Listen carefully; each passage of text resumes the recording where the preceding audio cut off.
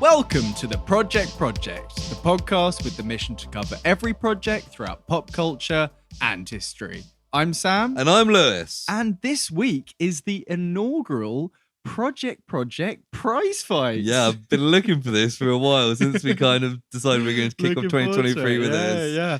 So we'll go into a bit more detail, in probably 5-10 minutes time. There'll be time codes in the episode description. You skip straight to it. But in effect, it'll be kind of characters, fighters from various things that we've covered over the past couple of years. Who wins in a fight? And who would win in a big old fight of them. And we'll name one of them the Project Champion or Ultimate Champion, I think. Project Ultimate Champion. So it'd be a good little retrospective for us and for anyone who's been listening along the way, and if you lovely listeners.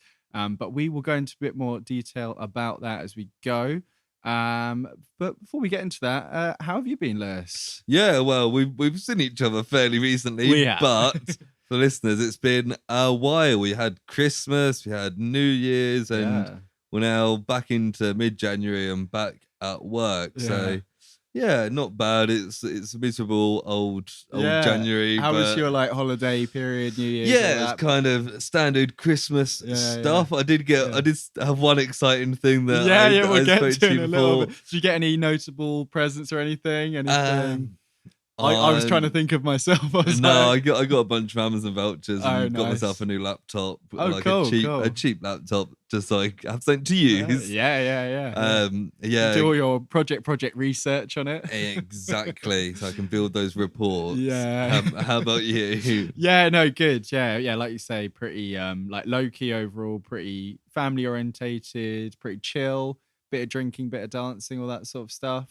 Off the booze. I saw you be both those things. Off the booze for January, as I have been for the past few years. Dry January. I'm doing it for the first time. Dry January. How are you finding it? It's fine. It's all right. It's kind of, the only thing is, I feel like you just change certain social gathering things a little bit. Yeah, I have been to the pub. Have you? This week, I haven't been. But I did just buy Coke.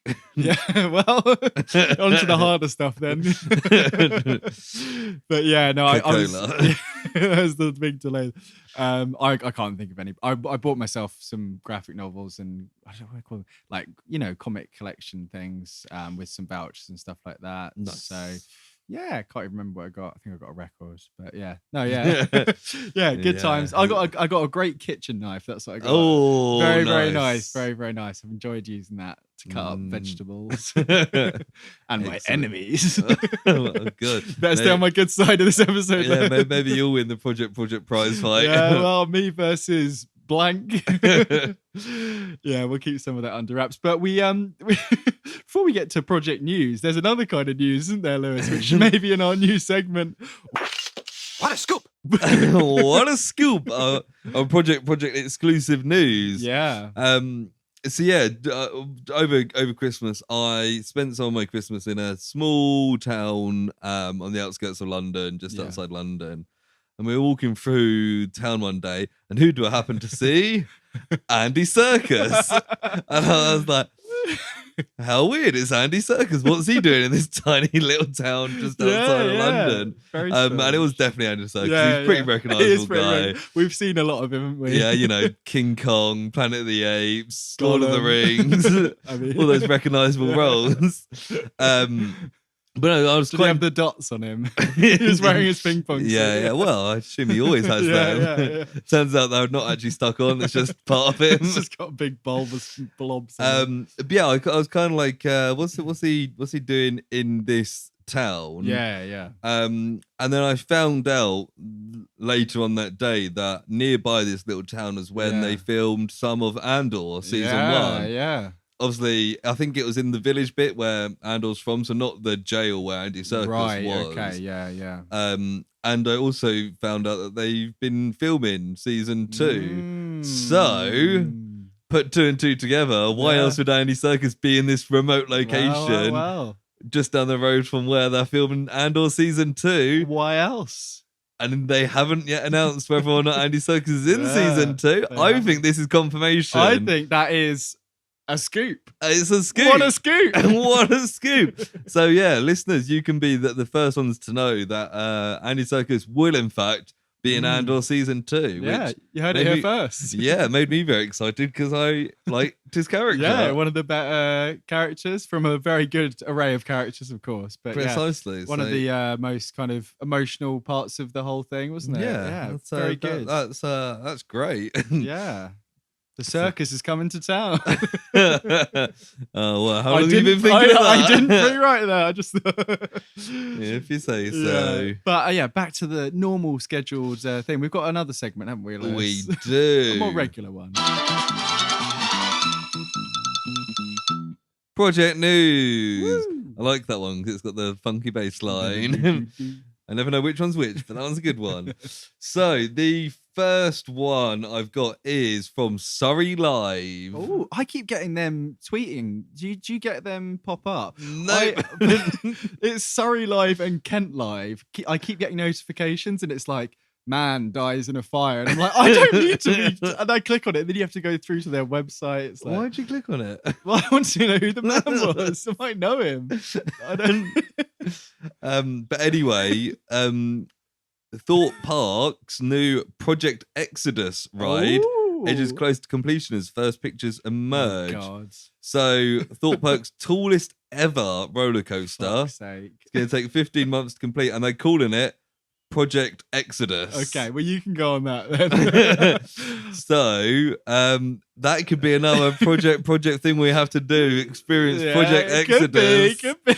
Yeah, you don't seem as Not keen. a massive fan. I don't really have much experience with roller coasters, and I think I've been on one roller coaster in my entire life. Maybe when I was younger. We've got Brighton Pier very near to us, and I would have been on some things there, but I've always been a little bit hesitant and a little bit scared. I love a roller coaster. Yeah, so. it's one or the other, isn't it? It's interesting that it's going to be the tallest at Thorpe Park. Thorpe Park obviously has stealth, which is ridiculously It's tall. a big drop, isn't it? Yeah. So that could be quite interesting. Apparently, they've knocked down a whole little area and like 3 rides to build Project Exodus. Yeah. So yeah, get your seatbelt ready. Yeah. We can go to Thorpe Park later this year. I'll drive you there, and you can go on it and you can report back. I'll get some nice video footage of you. We'll blur your face out to keep your identity. Yeah, you can go on the teacups or something. Yeah, that's always the joke.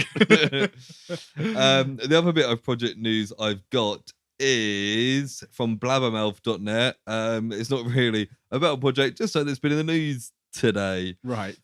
Which is Robert Plant says Robert Plant pays tribute to Jeff Beck. Yeah. He embraced project after project with limitless energy and enthusiasm. So obviously this comes from the news that Jeff Beck died today at time of recording. Do you know much about Jeff Beck? No, he was in the Yardbirds. He's in the Yardbirds, yeah. He replaced Eric Clapton. I in the was Yardbirds. right. So that's how Jimmy Page knows him, because they're in the Yardbirds at the same Before, time. Yeah, and then went on and did his solo stuff. Yeah, it's a name that I'm familiar with, but it's one of those names where I couldn't put too much to it off the top of my head. Yeah, it's widely regarded as like one of the greatest guitarists Very ever. And I think, yeah. So I'm sure a lot of guitar heads will be sad by this news. He was such an influential person. But how old was he? He wasn't that old. He was. I think he was in his 70s. Okay, yeah. The Yardbirds were mid-60s, so yeah, he's got to be getting on a bit. Got to be at least a certain age. Yeah. 70s would make sense, wouldn't it? Yeah. I suppose living that lifestyle, the imagined lifestyle that I'm putting onto this guy, living to your 70s is probably pretty good. And he recently did an album with Johnny Depp, didn't he? That's right. Yes. That's where I know him from. my album of 2022. He was also in 2022. He was on the lead single of Ozzy Osbourne's latest album, which was pretty well reviewed, and I quite enjoyed that album. Okay. So he gets around, he does things. I think he's one of those people that guests on a lot of stuff. That's because probably he's what Jeff I'm Beck. thinking of. I think there's probably some songs that I've listened to of other artists and he's featured on them, that sort of thing. Probably playing guitar over something. Yeah, but Yardbirds is probably the most notable thing apart from his solo work. But it's sad for another rock great to go. I mean, unfortunately, it's getting to that kind of, it'll be these kind of 10, 20 years where lots of people, that are very influential will start passing away, unfortunately. I mean, like, lots of people died when they were young. People like John Lennon or Jimi Hendrix. But we're now getting to the stage where people are old and they die because they're old. Yeah, like, or even people like David Bowie who were like, what? He was in his late 60s? Yeah. I don't think he wasn't. It was quite early for him, kind of thing. Yeah. But then he would have been in his 70s now. So it's kind of like... people like, I don't know, Brian Wilson and Paul McCartney are just old now. They're just hanging on there, yeah. Or like Elton John, you know. Yeah. So that'll be sad. It'll be a fun 5-10 years when all the greats start dying off and we're left with all the trash of now. Yeah. they're all trash. They're all trash. Everyone's trash. Except you. Except that one. Except me. Except you. Thank you. And the listeners' favorite artist. Oh yeah. Whoever you know who I'm talking to, listener. Yeah. Your favorite artist isn't trash. The non-racist favorite artist that you've got, because everyone's got the one that's one's favorite racist one and one. Unless your favorite artist is like Chris Brown or something. Yeah. Okay. Yeah. You know. Bad person. Yeah. My favorite racist. That's my that's gonna be my new podcast. My favorite racist. Coming in at number 10 is I don't know. I can't think of any racists that I like. Well, you're not coming on my podcast. No. It's a solo spin-off. Yeah, maybe that's for the best. I'll start my own one of like my most hated racists. Oh God. Number 1, Adolf Hitler. Is that most hated by you or generally speaking? Both. Yeah, I don't know. I haven't really thought about it enough to have a conclusive answer off the top of my head. He'd probably rank up there though for me as well. I mean, he should. Yeah. Wow. On my podcast. Oh no. Wow. 10 minutes into 2023, we're talking about Hitler. Yep. Well, luckily he doesn't feature in the main topic of this episode. He could have for the White Rabbit Project. Holy shit. We could have had a female Hitler. Probably for the best that we don't. No, you know what? I didn't even consider the White Rabbit Project at all. I've got a White Rabbit Project as a location. Wow, okay. Well, yeah, so we might as well get straight into it unless you've got anything else to talk about, Jeff. No, go ahead. So, so this is the Project Prizefight. Very alliterative. Yeah, we like our alliteration. Intentionally alliterative there, of course. Well, we would put prize fight.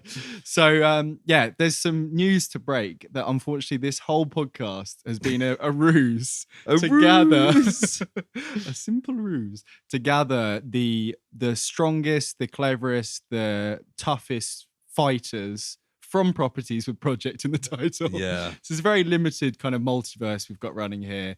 And me and Lewis are playing the role of like the Beyonder and Secret Wars. We've pulled them all out of their respective properties. Yeah. And I've got this list of 32 fighters that I think are the most capable, most entertaining to watch battle.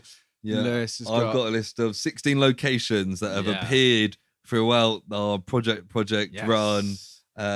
Some will have a definite effect on the fight. Okay, exciting. And we don't know each other's lists. I mean, Lewis, we probably got a bit of an idea of, just from we've both been on every episode, so we would know. And what we'll do is we'll go through and we'll give a bit of background and we'll talk about who we think would win in the fight and that sort of thing. And it is it's a bracket, so it's a knockout tournament that I've got up on my laptop screen for myself only to view, but you guys can imagine it at home as I describe it. Yeah. And both fighters, both champions, sorry, I should call them, because they are competing to be the Project Ultimate Champion. Yeah. Or at least for this year. The PPUC. The PPUC. Fuck's sake. I did not realise that until I said it. So they'll both be at their like peak ability from what we saw them in, which for most should be pretty straightforward. We'll have a bit of a discussion on, what they like, what their strengths are. Yeah. And then talk how this fight would play out in this location. Then between us, we'll pick a winner and they'll go through to the next round. Exactly, yeah. So depending on the character, they might try and kill the other champion. They do what they would normally do in that situation if they saw them as like a lethal threat or whatever. All our champions know that they're in a tournament and they're trying to be the PPUC. Exactly. It's like a secret... like a Secret Wars, Smash Bros kind of situation. Yeah. They're all in a green room. They don't have time to chat. I don't know. I haven't thought about this bit. No, they're probably with their personal trainers. Yes, yeah, in their own trailers, with their buddy from whatever thing they're from. Yeah, and we're gonna figure out how they killed the other person or how they beat them. I feel like there was something else I was gonna say up front here. Can you think of anything else? No, but as we said, we're going to go through the entire tournament. The winners of the first round will go through to the second round and then be matched up. Yeah. Again, we'll work our way first round, second round, quarterfinal, semi-final, final. That's it. To decide who will be the ultimate champion. Yeah. And I don't think there's much else to say, so we can kick it off. I will randomize my list of locations. And I will unveil my bracket here, which I've tried my best. I had a quick skim over to make sure no one from the same thing was fighting, because I thought that's a bit boring. Yeah. Don't want I don't want to spoil it by mentioning anyone. So the round one. Oh, hang on. Round one, fight. My bloody things just move straight away. Great timing. Right. Everyone, bear with me. There's a bear with you. You're going to win that fight. So, round one. Fight. Is Batman Beyond versus Stephen Toast.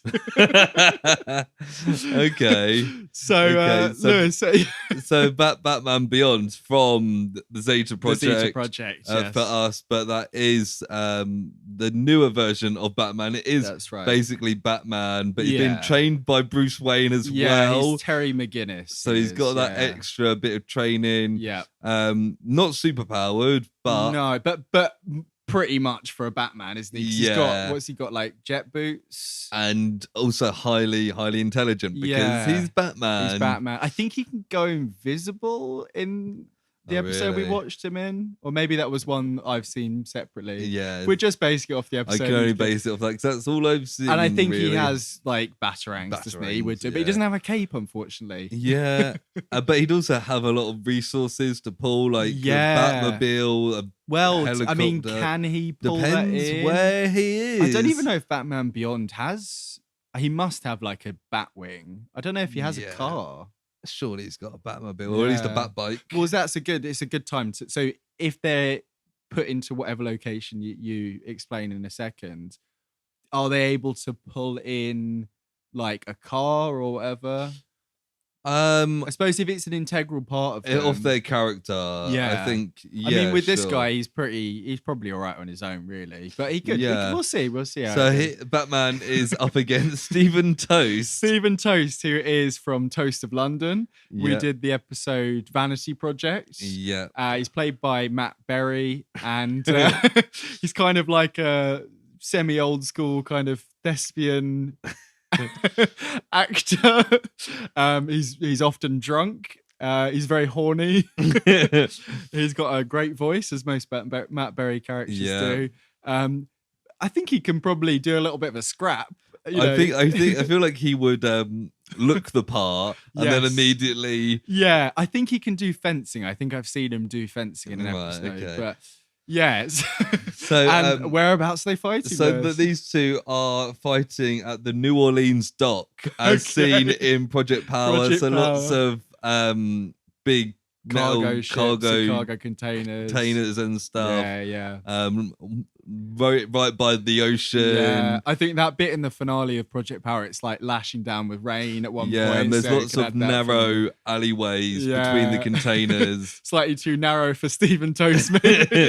Well, Batman normally is pretty at home at like a rainy dock, isn't he? Yeah, I feel he favours this environment. Batman Beyond at this dock kind of made me think of The Dark Knight Rises. That's what I'm thinking. Where he kind of goes off away and flies off with the. Oh, it's the Dark Knight, even, isn't Dark it? Knight. Oh yeah, Dark Knight. Yeah, and even in Batman Begins, his first appearance is at a dock. I think. Yeah, he's always at docks. He loves a dock, so he's a real dockhead. I don't think there's too much thought. So if these two both appeared and they can see each other immediately, and Batman and Stephen Toast both see each other as threats, and they're both going for each other. Do you think Batman would even bother like hiding somewhere? No. I feel like he would kind of batarang him straight away. I feel like Stephen Toast would try to run away, and Batman would batarang him. And yeah, maybe even like what are they called? Those like bowler things. The things that wrap around your legs. Around. Yeah, I think probably use Stephen Toast would soon yield. I think he would. He'd be like, what's his voice like? I yield. Yeah, a little bit like that. Something like that. Yeah. I yield. So I'm doing a bit more of an Ian McKellen. I yield.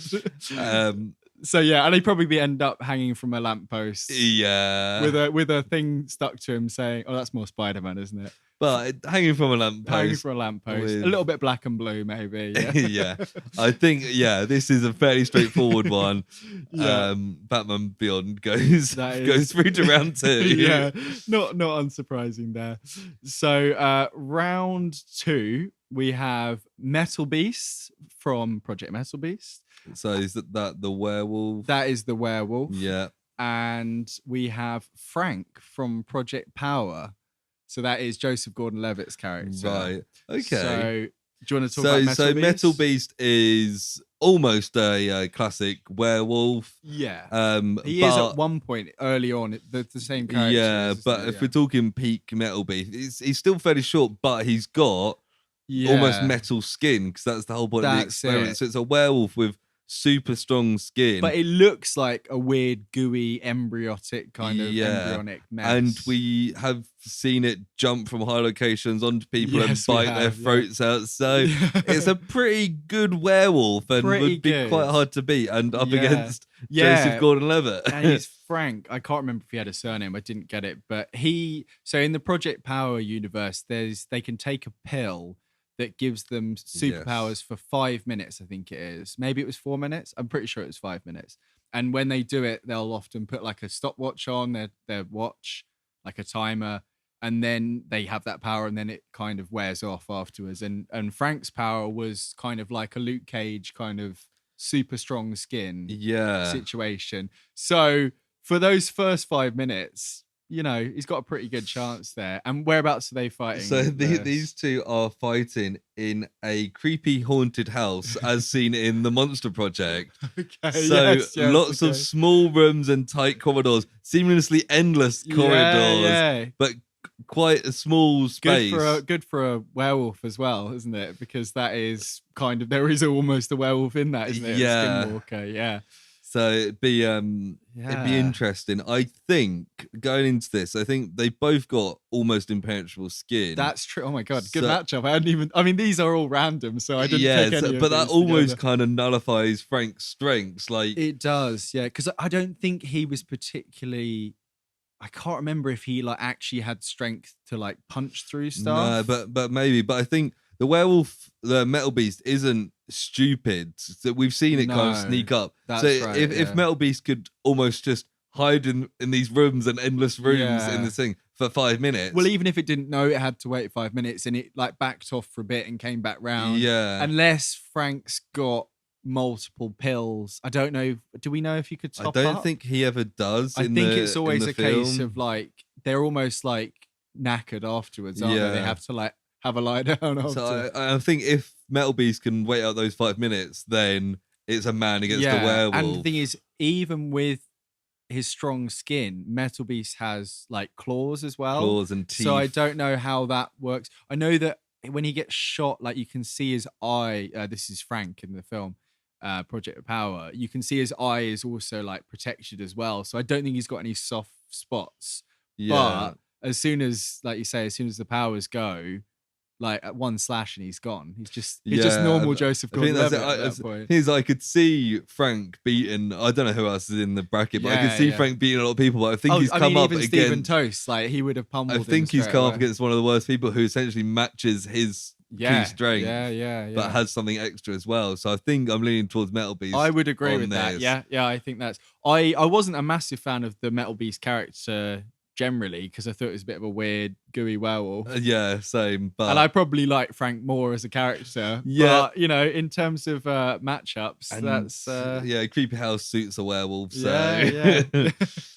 Yeah. So round 2 goes to Metal Beast. Metal Beast. So what do you call it when it's like the first pair? Because those two now, it's going to be Batman Beyond versus Metal Beast. That's the matchup. That's the matchup. So the next lot of matchups starts with round 3, which is George from the Lazarus Project. Oh, my boy George. And he's versus someone else from Project Power. It's Art, who's played by Jamie Foxx. Okay. Okay. So do you remember much about George? Yeah, Liz? so George.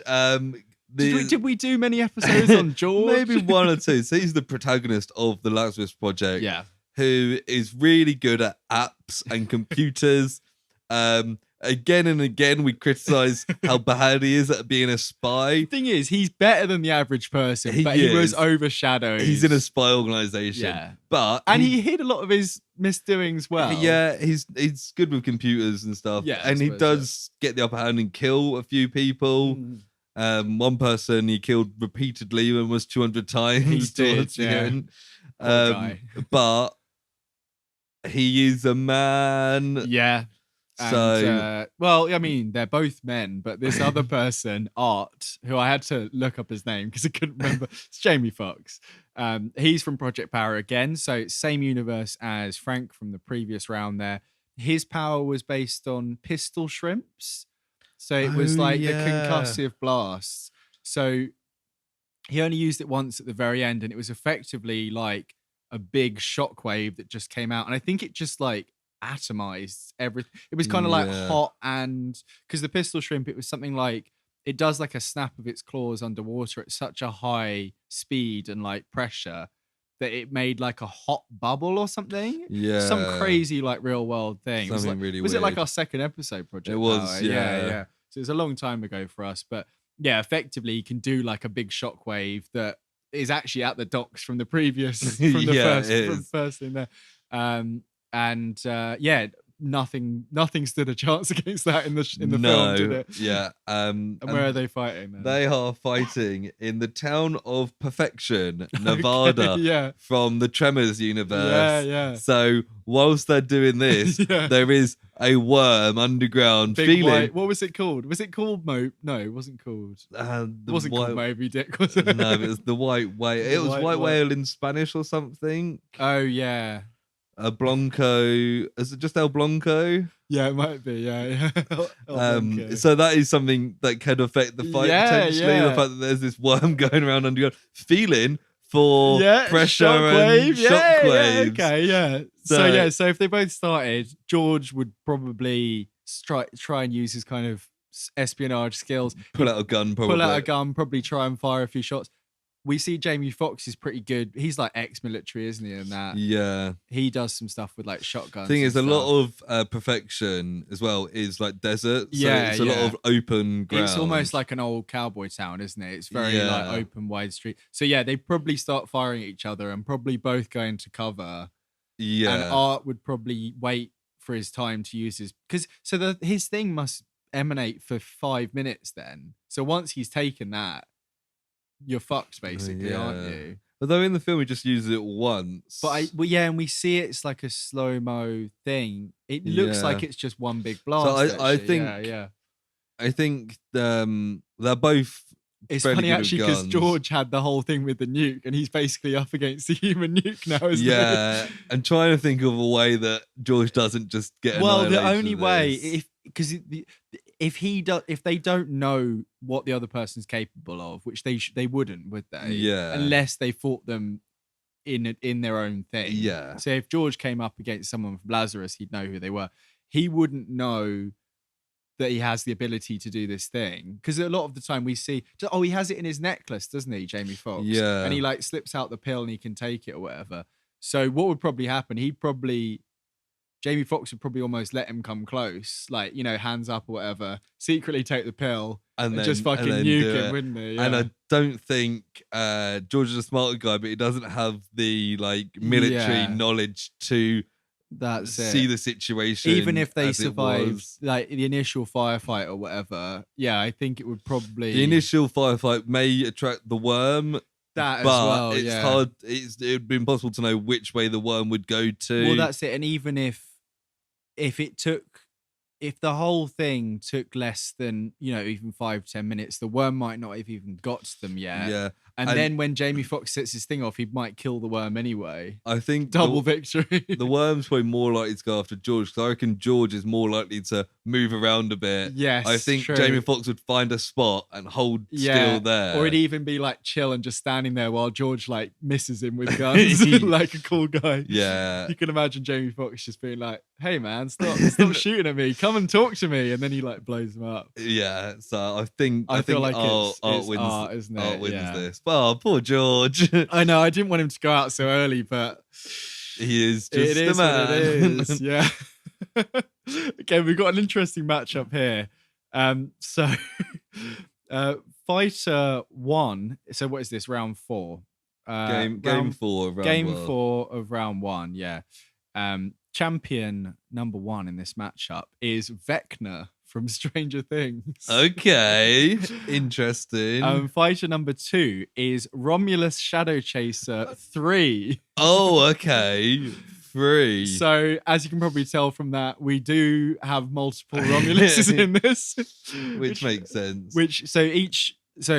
Yeah, well, we'll talk about it in a sec. But yeah, so Vecna. For anyone who Vecna, hasn't so heard. from Stranger Things, who was Jamie Campbell, and then was it Jamie Campbell Bauer, I think. Yeah. And then is in the Upside Down, and is looks like he's inside out kind of guy. Yeah, kind of a But bit Freddy Krueger. He's good at fighting, isn't he? but he's also got the psychic powers that like Eleven Yeah. has. Can throw people across the room with his mind. That's right, yeah. Can enter people's dreams. Or does he have to be in the Upside Down to do that? Well, let's wonder where the location Oh, is. no. I haven't looked at it yet, but could you imagine? But even in I mean, he can definitely do some mind he can still controlling throw stuff. people across the room as well. Yeah, So he's got that mental. That's true. And he has strength. his weird tentacles kind of come down to connect him to the whatever, the vibe of what's going on. And up against Shadow Chaser 3. Yeah, so it's Romulus Shadow Chaser 3 or just Shadow Chaser 3, depending on who you ask. Shadow Chaser 3 was from Project Shadow Chaser 3, which was the worst of the series so far, wasn't it? Yeah. And it was set in the kind of far-flung future. And this Shadow Chaser was like almost like a synth.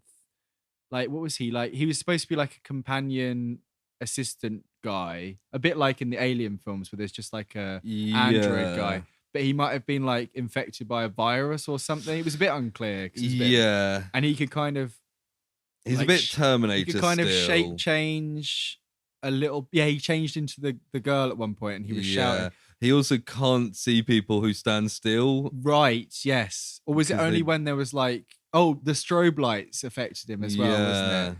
And he can kind of absorb people. Oh, it's because he starts off like a bit fucked up, looking a bit like Vecna, actually. Yeah. And then he like absorbs them and but he doesn't have any ranged attacks. No. He's basically like a Terminator, isn't he, actually? Yeah, kind of. Like with more flaws. a gooey, flawed Terminator, yeah. And whereabouts are they fighting? So those two are fighting on top of a moving train, as seen in Jackie Chan Adventures, Project Ava Astral. So we've got a train flying through like the American desert. They're on top of it, which I'd imagine both of them probably would have hoped for a different location. Yeah, but yeah, it's so is it about to go off the cliff as well? We can say it's going off the cliff. So yeah, they've got a limit. They've got like a 10-minute time frame. Do you want to say? So it's there's not much you can go on top of a train. It's quite narrow. Yeah, it's like a Mortal Kombat. You've just got that person like in front a single dimension almost going back and forth. Yeah. Shadow. There's no strobe lights you can use against Shadow Chaser, which probably suits him, and it's at daytime. Daytime, so he can see him. Basically. He can see him. See him. Vecna can use his telekinetic powers pretty much straight away, I think. Yeah, he can't get into his mind, but the thing is, he's the robot, so he might not even be able to get into his mind anyway. But Vecna can just push him off the train before Shadow Chaser touches him. I mean, if he was kind of fighting back a bit, he could, do a bit of what Jackie Chan did in that, and kind of he could be pushed back, grab on a bit, maybe run up to him, get a couple of blows in, but probably pretty much every time just be thrown a little bit closer to the edge. Yeah. And if we're making it dramatic, probably as the train gets to the edge, I think Vecna would probably float off to safety. I think Vecna's far more intelligent as well. Yeah. Shadow Chaser's just kind of a mindless killing machine. Yeah, particularly in 3. I suppose he doesn't really have much lines or do anything, does he? Because he can kind of imitate people, but there's no one really. I mean, he could turn into like 11 and be like, "Hey, I'm 11," but then he'd just be like, "I'm gonna kill you still." Yeah. I suppose if Shadow Chaser 3 got close enough, he could probably try and do his absorbing thing, but I don't know, because like we see with like Max and 11, like Vecna can kind of like hold you like up in the air, just like force choke you basically. So he's essentially can use the force. Yeah, I don't see Shadow Chaser getting close enough to him to. No, I can't see it, unfortunately. I mean, if he came with, let's say as well, at his peak, he probably had like a big laser gun in that film. Yeah. So he might be able to get, and we see that they do shoot him a bit in the finale of Stranger Things. They shoot Vecna a bit. Yeah. He survives and he lives on to see the next season. So even if he got like a leg off or an arm off, a shot could affect him, but I don't think it would stop him. No. And as soon as he got shot, he would immediately jump to break his neck. And he, like we were saying, even if he's getting to the edge of the cliff, he could just float away and just leave him. Yeah, I don't think there's anything. It's Vecna. Vecna's through to round 2. God, we got some big hitters in this, haven't we? Yeah. It's going to be interesting as we get towards the final. Okay, this is quite a good matchup here. So now we've got James from Project Blue Earth SOS. Oh, so okay. The hotshot pilot.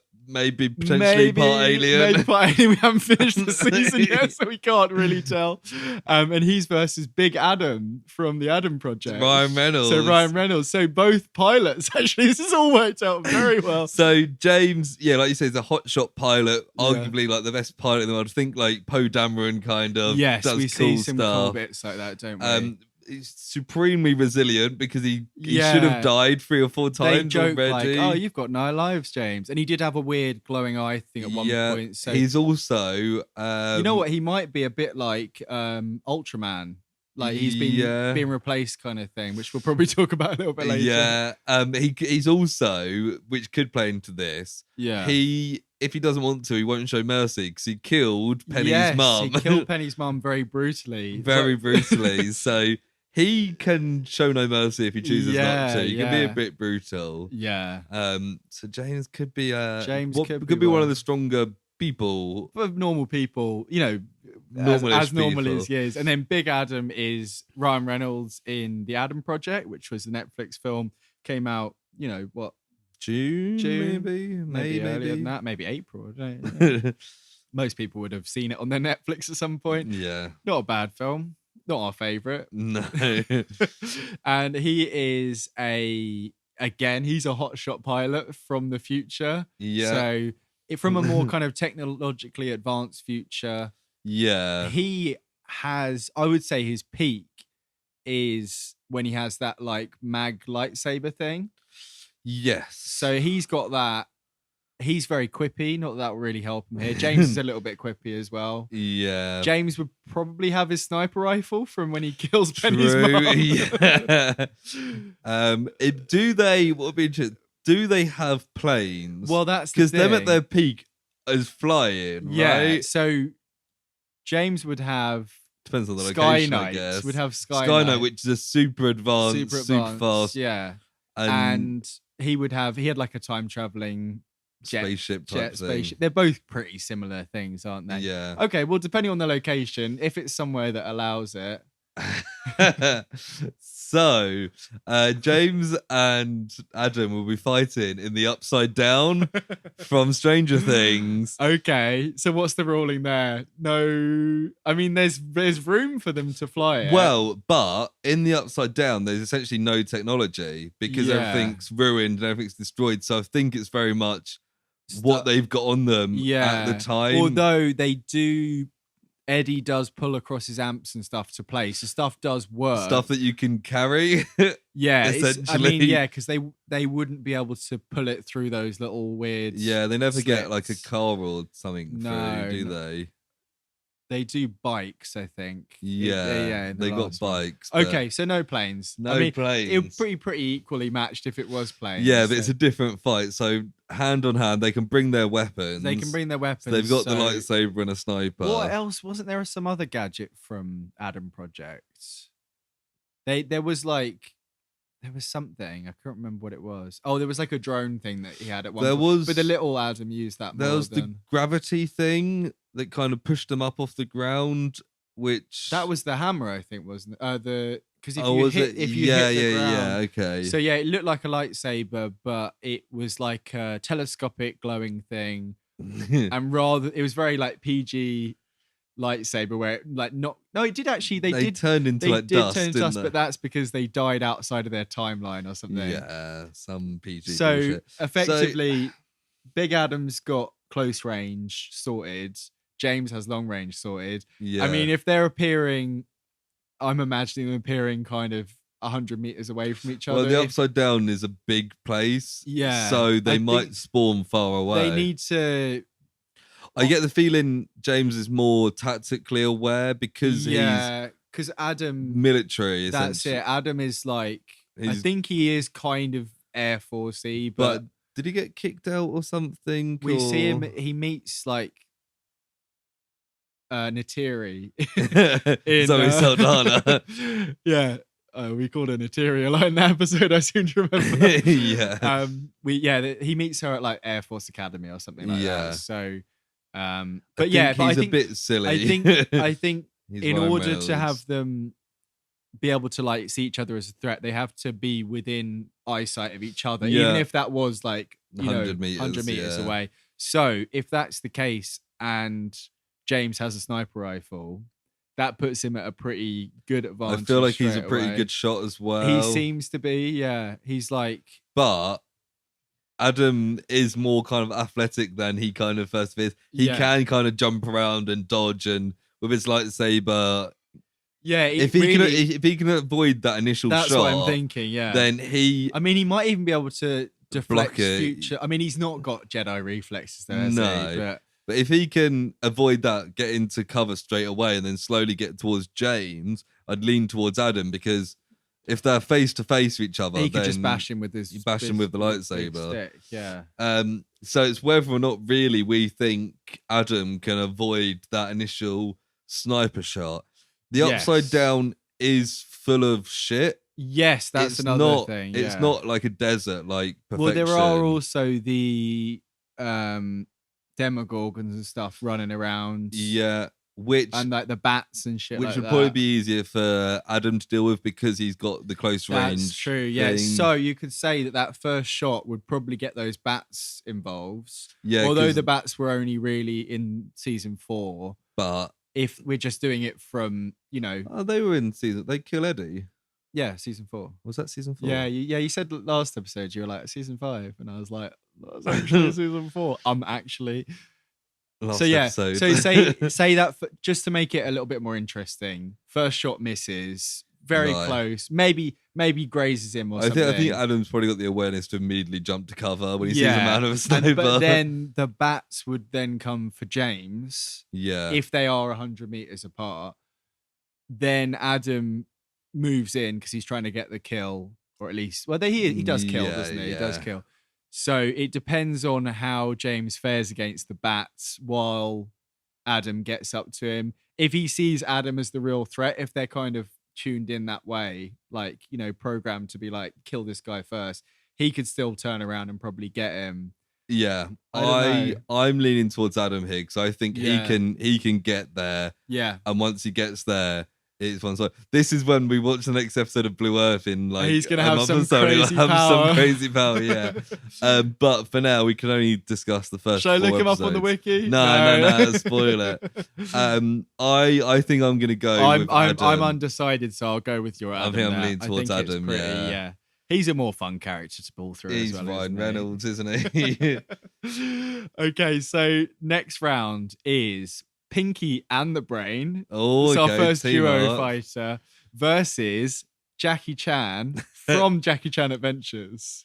Okay. So it's So, animated. Pinky and the Brain. Yeah. So Brain, they're both rats for starters. They're small. Yeah. Brain is super intelligent, Yeah. big brain. Pinky is just kind of an Super idiot. dumb. Yeah. And he's not like he's a fighter. I don't think he's going to really bring much to this fight. Brain No. may be able to plan something out. Depending on where they are, he might be able to put something together. And their size may be an advantage. The size of Totally, two of them. Yeah. I And I think- think they would probably... Brain would go for the kill, I reckon. Yeah, he would. Whereas, Jackie Chan from Jackie Chan Adventures, he's a archaeologist in this one. He's very kind of Indiana Jones, isn't he? Yeah. He's going around finding the talismans. He is basically just Jackie Chan from most films, but with that extra level of kind of cartoonish Over the top. acrobatics and Yeah. stuff. We see some bits where was the episode we watched, Project A for Astral, where he like sleepwalks, and then when he falls down, he's like swinging off all the clotheslines. And stuff. does he also, when the train goes off the tracks, he runs up the train. He runs up the train. So he is like Jackie Chan to 11 kind of thing, isn't he? Yeah. So, where are they fighting? They'll be fighting on a Normandy beach as D-Day happens, as we saw in the White Rabbit Project. Oh, God. Okay. So, I mean, in that sense, Jackie Chan is at immediate disadvantage. because of the size. Yeah. Yeah. I mean, which way are they? Whereabouts are they? I think... Is one of them landing? No, I think they're both halfway up the beach, facing each other across the beach, and So they've got the allies. the on one allies side. coming up the beach on one side, and the Axis shooting down from the other side, and they'll have people running across them. And they've got to get to each other. God, the most chaotic, the most with the most like external forces so far. Yeah, World War II. I feel like Pinky would have done well in World War II. He would have been one of the ones we talked about on White Rabbit Project. He would have been White like Mouse Project. He would have been like Jar Jar Binks in the Phantom Menace, where he just Yeah. does a load of dumb stuff. So I that meant works. Brain. Sorry, Oh yeah, Brain would Brain have would have done well. That's I think Jackie Chan becomes a target because he's a Did human. you say because he's Chinese? No. So all the Japanese, all the Germans would be like, he's definitely not with us. But also, he's not wearing any armor. He never wears armor. He's probably got his like khaki kind of Yeah. cargo outfit on, his explorer, or maybe his blue shirt and his jeans. I think Pinky and the Brain could avoid all the gunfire because The they're thing rats. is, though, I think there are parts where not in the episode we watched maybe, but there are parts where people are like shooting at him or there's lasers and he is flipping out the way and shit. But Yeah. there's a limit to there's a hell of a lot of that. gunfire on Normandy. So I think going if on. he gets like shredded in that, and then Brain can probably come up and finish him off with like a little pistol or something that he's made from he'd like definitely have a scrap. little pistol or something. Or just like, yeah. For some reason, I feel like Brain would join the Nazis. Get a bit of a Nazi vibe. I totally see it. It's the evil scientist kind evil of vibe. scientist vibe, yeah. So yeah, When you said the matchups, I was like, well, there's only one win in this. Yeah. But I think with the location, I'm leaning the other way. these locations are doing wonders for these matchups. They really. I was the few that I thought of before were very kind of like, this is just a place. You've thrown some real game changers in there. So we're gonna go with Pinky and the Brain. I think there. Pinky and the Brain beat Jackie Chan. Wow. Which I did. Jackie Chan could have got quite far in this, but He could, yeah. Well, that's a shame. there he goes on the beach of There he Normandy. goes. So the next round we have Painter, who Okay, is from Gutenberg. Project Gutenberg, versus Nemesis from Project Nemesis. Okay, so a painter is a master forger, really good at minute details, copies all this money, and does the whole like usual suspects thing, talks to the police, Kaiser Soze, tricks and sees intelligent. Yeah. Also a bit of a loser. We find out towards the end of the flashbacks that the girl he was with, he was never actually with. He's kind of like a bit of a crime boss, but like on a low key, like he's meisterminding. And he does a cool bit with like dual machine guns where he's like, there's that bit where they fight in the village. He like jumps Thailand. out the window and like shoots. It's very like John Woo. He's like, he like shoots the driver, and then as he lands, the car comes towards him. And he shoots the tire, and it kind of turns off and goes up. So he is very good. Proficient with. Yeah, I was gonna say he doesn't do much fighting, but there's like one big scene. Yeah, and he's very ruthless. He's very ruthless. But he is against Nemesis. Was Nemesis the name of the actual kaiju? Yeah. So Nemesis was from Project Nemesis, which was the book that Lewis told me and David about a couple of months ago. And the closest thing in kind of popular culture would be like Godzilla. It's kind of a Godzilla. It's a 50-foot monster. 50-foot kind of lizard-like monster. And a little bit more humanoid than the classic. If we're talking at the peak as well, towards the end where it's got like the diamond scales that are essentially impenetrable. It can kind of it kind of refracts sunlight into a laser beam, doesn't it? As like a final ditch thing. Even before then is how it was taller than 50 foot, wasn't it? Yeah, it was and it also had the thing that when it got shot, it exploded balls of fire. Yeah, its blood like turned to like fire, like explosions in the air, to kind of heat itself. But it took down like helicopters. Yeah, so even if there's some shots getting hit at it or her, because it was Mako. Yeah, Mako. Yeah, it's got a bit of an inbuilt defense system there. I feel like this is, depending on obviously the players again, so, it's in the smallest town of, it's in an underground bunker. They are fighting in a high-rise hospital as seen in Project Shadow Chaser. Okay, so I feel like Painter's in the hospital. Yeah. And Nemesis is outside looking in through the window. It's going to have to be outside the hospital, and with one step forward, we'll take down the hospital. With all those hostages from Shadow Chaser 1, was there? And the former NFL football player who got unfrozen. Yes, that's right. And they thought it was like, So thought he was like a military guy. Oh no, he thought he was the architect of the place, even though he was like this big buff guy. But he's not. Yeah. I mean, even if Nemesis doesn't destroy immediately the building, it can use, as you said, the laser pointed diamonds. I don't think it would even get to that, would it? Because even if Painter manages to get some sort of like explosive device, it wouldn't affect Nemesis. Even if it managed to affect, like, to get through scales and stuff, that blowback from the fire would just wipe out whoever. And also, if I remember correctly, the high-rise hospital in Shadow Chaser is just kind of a lone skyscraper. It's not surrounded by anything. Yeah, I don't think it is. So Nemesis would just be there. Yeah, there's nowhere. Even if they do the, start, let's say, 500 meters apart this time for scale. Yeah, but I was thinking, like, what does Painter do? Like, he's got nothing. At kind of the climax towards in Project Nemesis does get slowed down by all the skyscrapers in Boston. Yes, and there's but that doesn't come into play here because it's pretty empty around the hospital. And she does the whole like rip yourself open to shoot fire blood out. Yeah. But that doesn't come into play. I think there's no way. I'm trying to think of some way that. I mean. I was wins, I was a little bit hesitant about putting Nemesis in because I don't know. Yeah, I hadn't thought about who was going to be in it. No. So I'm like intentionally not thinking about it, but boy, is Nemesis going to be hard to beat. I mean, how do they because they don't actually beat Nemesis in that book, do they?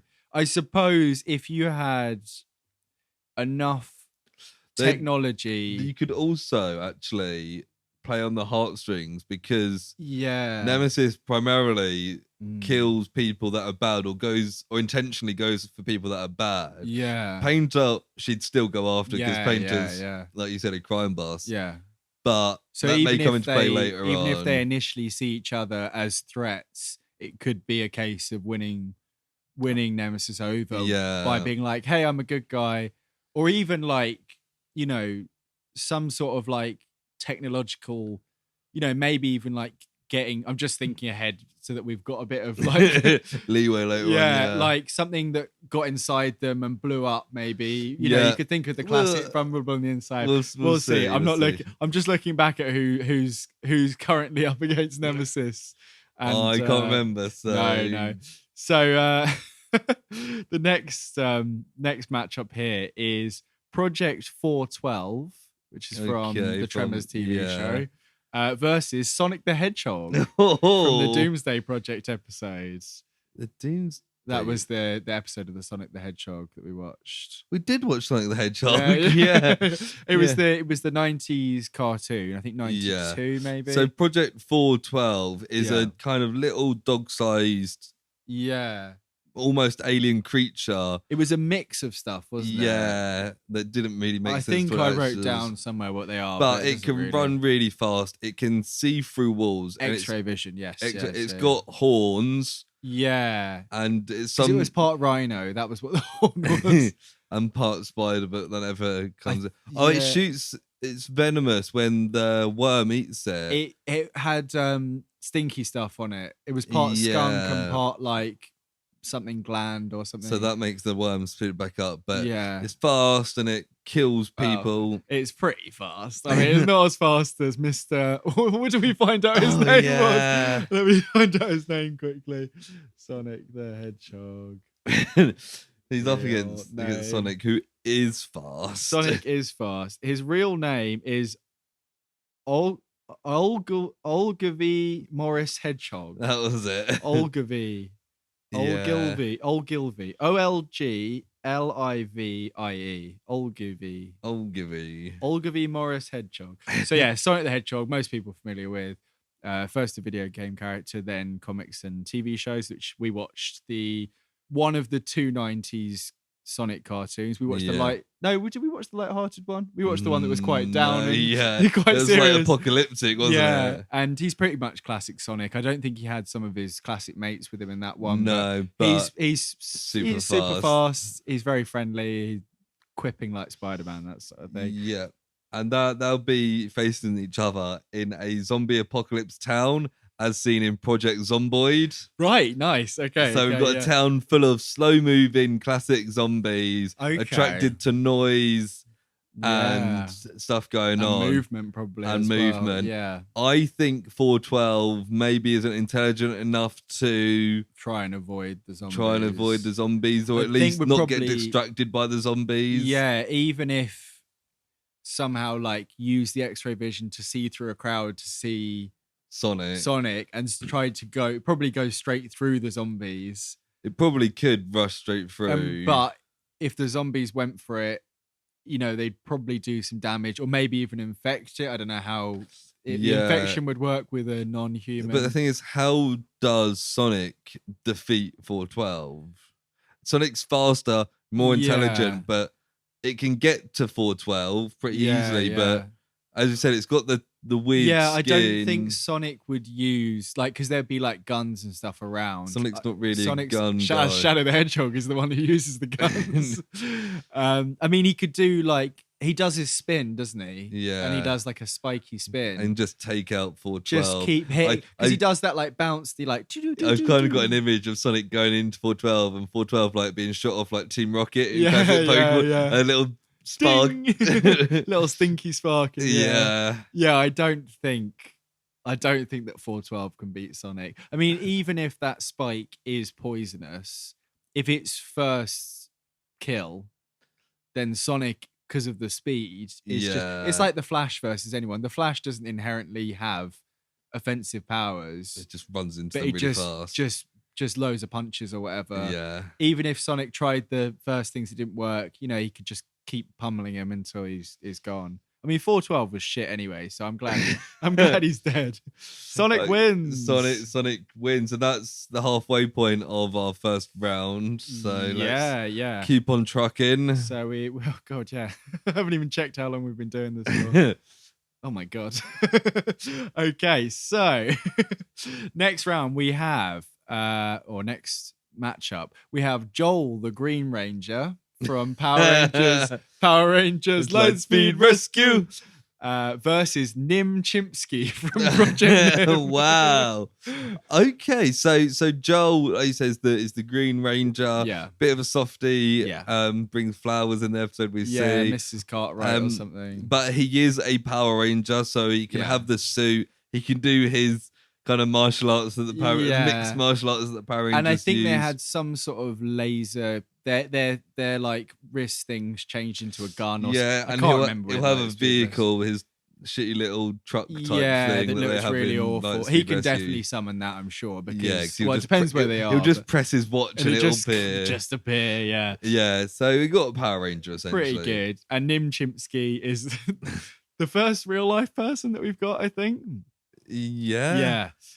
Maybe the only. I can't remember who I've put in here because I did this months ago, luckily. So Nim Chimpsky was a chimpanzee who was adopted by a family in New York as part of a kind of very unscientific experiment, lived with humans, had a very sad life, ended up dying fairly young for a chimpanzee. Yeah. Loved smoking weed and drinking. Yeah. Because that's what his family did in the 70s. Yeah. And had some horrible times at like very unhumanitarian sanctuaries. Was violent at times. Yes, there was a moment in his later life where his original adopted mum came visited him and he could have killed her. Yeah, didn't he also bite like a huge hole out of somebody's cheek when they said they were leaving when he was young, and he was smashing just her like head an into the plate. adolescent. He jumped down from a tree because he saw she was packing her bags. Yeah, and he ripped a hole through her cheek to her teeth, and then he was like smashing her head into the concrete. So he's a chimp, but he's is his peak when he's drunk and high? Probably not. It'd probably be worse. Be a bit out of action. Yeah. And Maybe he really wants some weed and alcohol, and he thinks that Joel's got it.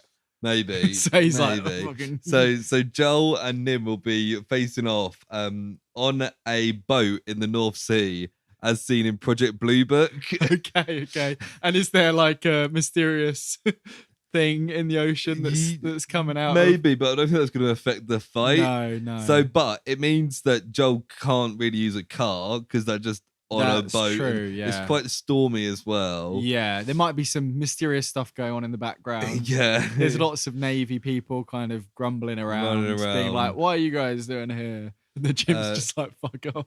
Give me that weed. And the Nim could probably maneuver around the boat pretty swiftly and pretty easily. Yeah. So what could Joel do? Well, I mean, so first of all, Joel's not going for the kill with a chimp. He's, like you said, he's quite a softie. He's quite kind-hearted. Power Rangers are they're chosen by Zordon or whatever, that big Bryan Cranston heads in the film. Anyway. So they're chosen for their pure of heart. So he's not going for the kill, whereas Nim, if he sees him as a threat and he wants that weed off him, he's going in hard. Going straight in for the kill. And he could get Joel kind of... If he gets him before he puts his suit on, because say he starts at his peak, so he's already got his suit on, already, hasn't he? Because their suits, although in reality they're just kind of a morph suit. Cotton. I imagine it's some sort of super strong thing. Yeah. So can Nim even get through the suit? He's got sharp teeth. Yeah, but if they fight they're fighting mini kaiju and stuff, aren't they? Yeah, they are. That's a good point. I feel like anybody who's like a Power Rangers lore fanatic would be like, you need 100. Yeah, 100 whatever. I think Nim would get on to Joel, probably beat him down. But it's whether or not Joel can withstand that, and then what happens. That's it. If he could probably even do like the Incredible Hulk Loki thing, pull him by his ankle, swing him around a bit, because I think that's what he does to the lady in the documentary. So if he can withstand that, which I think, if you think about Power Rangers, they fight all sorts of creatures, don't they? And they're not getting, I know it's a kids show, they're not getting tears on their suits and stuff. Their suits don't just stay perfect condition. They must be. Yeah, so I think eventually Nim would tire. Yeah. And Joel could Joel just be able to zap restrain. him with something. He's probably got some sort of tranquilizer or something up his sleeve. Maybe even like some weird sci-fi handcuffs or something. Yeah. Oh, Yeah. wow. I went into this being like, I Did reckon you? Nim wins this, but... No, I was like, I reckon Power Rangers have got I this. reckon, yeah. No, I think Joel gets it. Yeah. Poor Nim. He Poor Nim. gets sent to the zoo. Joel lives to see Miss Honeysuckle another day, whatever she was called.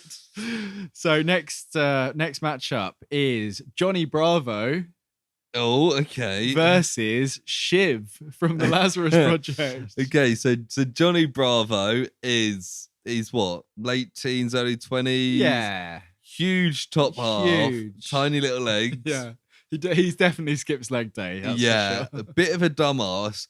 And also, yeah, he's dumb as a bag of rocks, isn't he? yeah, but also I think he's a bit of a wuss. Like, Yeah, because he keeps trying to leave the forest in that episode. yeah, I don't think he's one. I think he would run away from a fight, even though he's got. I the think he's strength. only built for the ladies, who even they don't like it because Yeah. he's a And there's pervert. a difference between like bodybuilding strength and fighting strength, and Absolutely, he's yeah. definitely got the bodybuilding strength rather Yeah. than fighting strength. Yeah, and then Shiv is almost the counterpart to George, who we spoke about earlier. Yeah, He's in some ways his mentor. I mean, he's his mentor's mentor, really, isn't he? yeah, But he's almost the one that he's up against for the second half of the series. He's another agent of Lazarus, but has been there for at least like 20 years, we figured. yeah. didn't And we? he's a really good spy. He is like he's like James Bond level of spying, Yeah.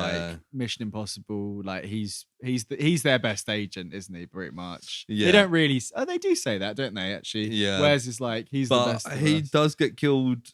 He gets killed in Romania. Yeah. He gets killed again in London after he gets brought back, and then repeatedly dies in I mean, London. the rest aren't really. Yeah, but he gets yeah. bested twice by George. But ultimately, he goes. Well, we don't see him. Well, we do. We see him snipe someone. He goes for the kill. Whereas Johnny Yeah. Bravo, like you say, probably wouldn't even go for the fight. yeah, and the two of them are fighting on Sanpo's Pirate Island from Project A. But we got a load of pirates around them going.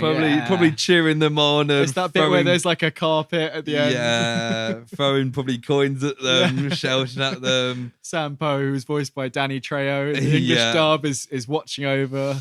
But I think because of that is kind of a small enclosed yeah, area. Yeah. There's nowhere for Johnny to run. No. And to be fair, even if he probably is still stronger than Shiv, because he's got like, yeah, I mean, it's hard with cartoon real But- life, but he's got a bit of cartoon strength in him. You know? and Peak Shiv has a gun. He does have a gun. So if you're going for that, I think Johnny Bravo's headshot. I'm imagining that bit in Indiana Jones and Raiders of the Yeah. Lost Ark where he does all thing and then Indy just pulls out the gun and shoots him. I think how it would go is almost that, but it would be Johnny would be like, hey, or whatever, and then Shiv would headshot him, but it would go through his hair because he misjudged where his head is. Yeah, And then the second shot would just get Johnny him would straight- then try and run, and there'd just be a crowd of pirates there and stopping him he'd getting probably away. just shoot him in the back, to be honest, wouldn't Yeah, he definitely would. Or do the classic, like, one in the head, two in the body, or whatever. The Yeah, so yeah, It's Shiv's It's through. Shiv is definitely through. So George didn't get through, but Shiv did. Yeah, So. that makes we've sense. got a Even though George Lazarus beat rep- Shiv twice. So this round is 11 from Stranger Things. Right, okay, cool. Versus Vinny from My Science Project. Who's Lewis's favourite character so far. Wow. And that was very early on as well, wasn't it? So 11, probably the character in this that the audience will be most aware of Yeah. because the Millie Bobby Brown in Stranger Things, like Vecna, has that psychic power. Yeah. Very, very powerful. Yeah. Is almost undefeated throughout Stranger Things. And a lot of Stranger Things gets to the end of the series and she uses her power and they win. Yeah. Pretty So much. very kind of overpowered and seemingly just getting stronger as the seasons progress. Yeah, seems like it. Yeah. Up against Vinny. who is he's like the friend of the main guy in My Science Project. He's kind of like a kind of greaser, like one of the side characters from Grease, isn't he? Yeah, Basically, even though it's set in the 80s, he's got this weird kind of 50s throwback, like Brooklyn kind of thing going on. Yeah, the actor's also in Lost. The actor's in Lost. His peak, he does have, I think he has a shotgun at one point, and then he has like an assault rifle from the the Viet Cong guys later. And he does in the posters, he's like got dynamite all over him because they do that thing with. But I don't know if he actually ever has dynamite on him. I can't really remember. So it's basically a telekinetic teenager versus like a loudmouth with a gun. Yeah. Where are they fighting? They are fighting on Earth 4 billion years ago, as seen in Project Gemini. Okay. So it's a very similar environment to the Upside Down, actually. It's very volcanic. Oxygen levels are different. They can breathe without helmets, though, can't they? Yeah, but it's very like rough terrain and weather. Oh, there was the big, like in Prometheus, the big like sandstorm shit, wasn't there? Going on? So that's. But I feel like even if that weather stuff started happening, 11 could probably like deflect some of that from around her. Build like a protection around her. Yeah. Whereas Vinny's fucked. The only thing is we haven't seen much of like. Oh no, actually, in that last season, 11 there was guys like shooting at her and stuff, weren't there? She does do a psychic deflection. I think so, because she pulls down that helicopter. I think Vinny would shoot at 11. Yeah. And that would make 11 kill him. Yeah, even if she might be reluctant. She'd probably disarm him, and then maybe he'd pull out like the TNT. He's got one from earlier. He'd chuck that midair, it would come back, and he'd say something like slightly homophobic in the process. Yeah. Probably because she's got a shaved head. He'd say something about her being like gay or something. Yeah, probably. and I think he'd probably be just like 2 smoking boots left at the end. Yeah, cool. 11's through. I don't think there's much in that, is there? So next we have Troy Hurtabees. Yeah. From Project Grizzly. Versus Zeta from the Zeta Project. Okay, so Troy is a fairly lovable wilderness guy who built himself a suit that could withstand a bear attack. Yes. Never actually gets to test it. No. We see it get hit by a log a few times and knocked over. So peak Troy is wearing this bear suit. Yeah, he's definitely wearing it. His mobility is absolutely shocking in it. Nothing. He couldn't climb a hill, could he? Yeah. But quite well protected. Yeah. He's a lovable guy. From like Impact. Yeah, he's a very nice guy, wasn't he? Yeah. Obsessed with a certain bear, though. Yeah. Up against Zeta. Zeta, who anybody who's listened to this podcast will know a fair bit about. He's from the Zeta Project. He, again, is kind of a lovable guy, but instead of being a guy, is an android. Yeah, an infiltration unit. He's not very good at the infiltration side of it. No. Because he can camo himself. So maybe he might camo himself as a bear in this case. I reckon as well, peak Zeta is probably before he cuts off all his guns. Yeah, true. So he's got guns, he's got chainsaw arm, he's got tentacles that can come out. Yeah, he can extend his arms out. He can't fly, can he? No. But he can like go gadget legs and like stretch up. Yeah. He is pretty much Inspector Gadget, isn't he? Really? And the two of them will be fighting in the jungle of Congo. Okay. As seen in our very first episode, the Dinosaur Project. Okay. So are we through the I'd say we're through the looking hole. Through the looking hole. There is dinosaurs. There are dinosaurs there. Okay. So Troy is protected from the dinosaurs immediately with his his dinosaur-proof suit. Yeah, I mean, although if a big one got him in their gob, I think he could probably get crushed still, couldn't he? Yeah, potentially. But Zeta could probably camouflage himself against as like a little he dinosaur. Could avoid the dinosaurs pretty easily. Yeah. I think Troy's just standing there. Basically. Yeah, he can waddle, can't he? Yeah. Troy, there's no way of Troy defeating. He can protect himself. He's defensive, but he can't attack. Oh God, I didn't even think about that. Yeah. There is no way he's attacking anyone. And we've seen Zeta's laser cutters cut through. He cut him the back through of that a truck, like whatever. This stuff is mainly like there's a bit of carbon mesh or whatever. Also, this suit Troy's got is built to withstand a bear attack. It's when it mostly- stops, those yeah. guys just come up and lift the helmet off. Yeah. Zeta's smart enough that Zeta he just reaches out with his long arms, go gadget arms, and lifts the helmet off and then just decapitates yeah, him. Literally, I was gonna say, yeah. So Troy's head is going off, unfortunately. Yeah. Oh, our Sorry, first real Troy. human, and then he gets decapitated. Yeah, real human. True. I think he might be the only one. Oh, Troy. Sorry, Troy. Rest in peace. R.I.P. in real life as Yeah. well. It's fine. He's not going to listen to it. Oh, God. So next matchup here is Romulus Shadow Chaser 1 Okay. from Project Shadow Chaser 1 versus Sergeant Dragon Ma from the Project A series. So this is Jackie Chan again. Right, okay. So Shadow Chaser 1 is very Terminator. Very Terminator. It's the setting and stuff is different, but he's kind of a mindless android. That's it. Yeah. In this one, it's anyway. Terminator 1 Terminator. Yeah, or even like T-1000. Yeah. Any bad guy Terminator, basically. He's kind of isn't he? he's been controlled in the thing, so he's not kind of intelligent. He's just a non-stop killing machine, and he does kill a lot. He does kill. He eventually dies. I say dies in quotation marks. Yeah. But falling off into a big flaming explosion. Yeah, he's very, very resistant to being off, doesn't he? Yeah, and I think he gets back a shot few at as times. well, and it doesn't affect Yeah, there's him. lots of bits where he's kind of getting riddled. Oh yeah, because you thought he was dodging the bullets, remember? And I was like, I'm pretty sure they're hitting him and bouncing off. He and doesn't he's- really have any kind of personality, this version. No, does he's he? got a couple of fun lines, but Yeah, not yeah. as much as some later versions. I'm up against Dragon Ma. That's right. So Dragon Ma is the sergeant who maybe gets promoted, but he's mostly known as Sergeant Dragon Ma. He's from Project A 1 and 2, or Part 1 and Part 2. And he's a Hong Kong police chief. No, not a chief, is he? I just said he was a sergeant. Police sergeant. He's part of the Navy originally, wasn't he? And then he joins like the police. He basically Because they're fighting off pirates. they're fighting off pirates, which we spoke about the pirate fortress a second ago. Yeah. He's basically a classic Jackie Chan character again. He's very acrobatic. He's very good at kind of climbing up stuff very quickly, like a little cat man.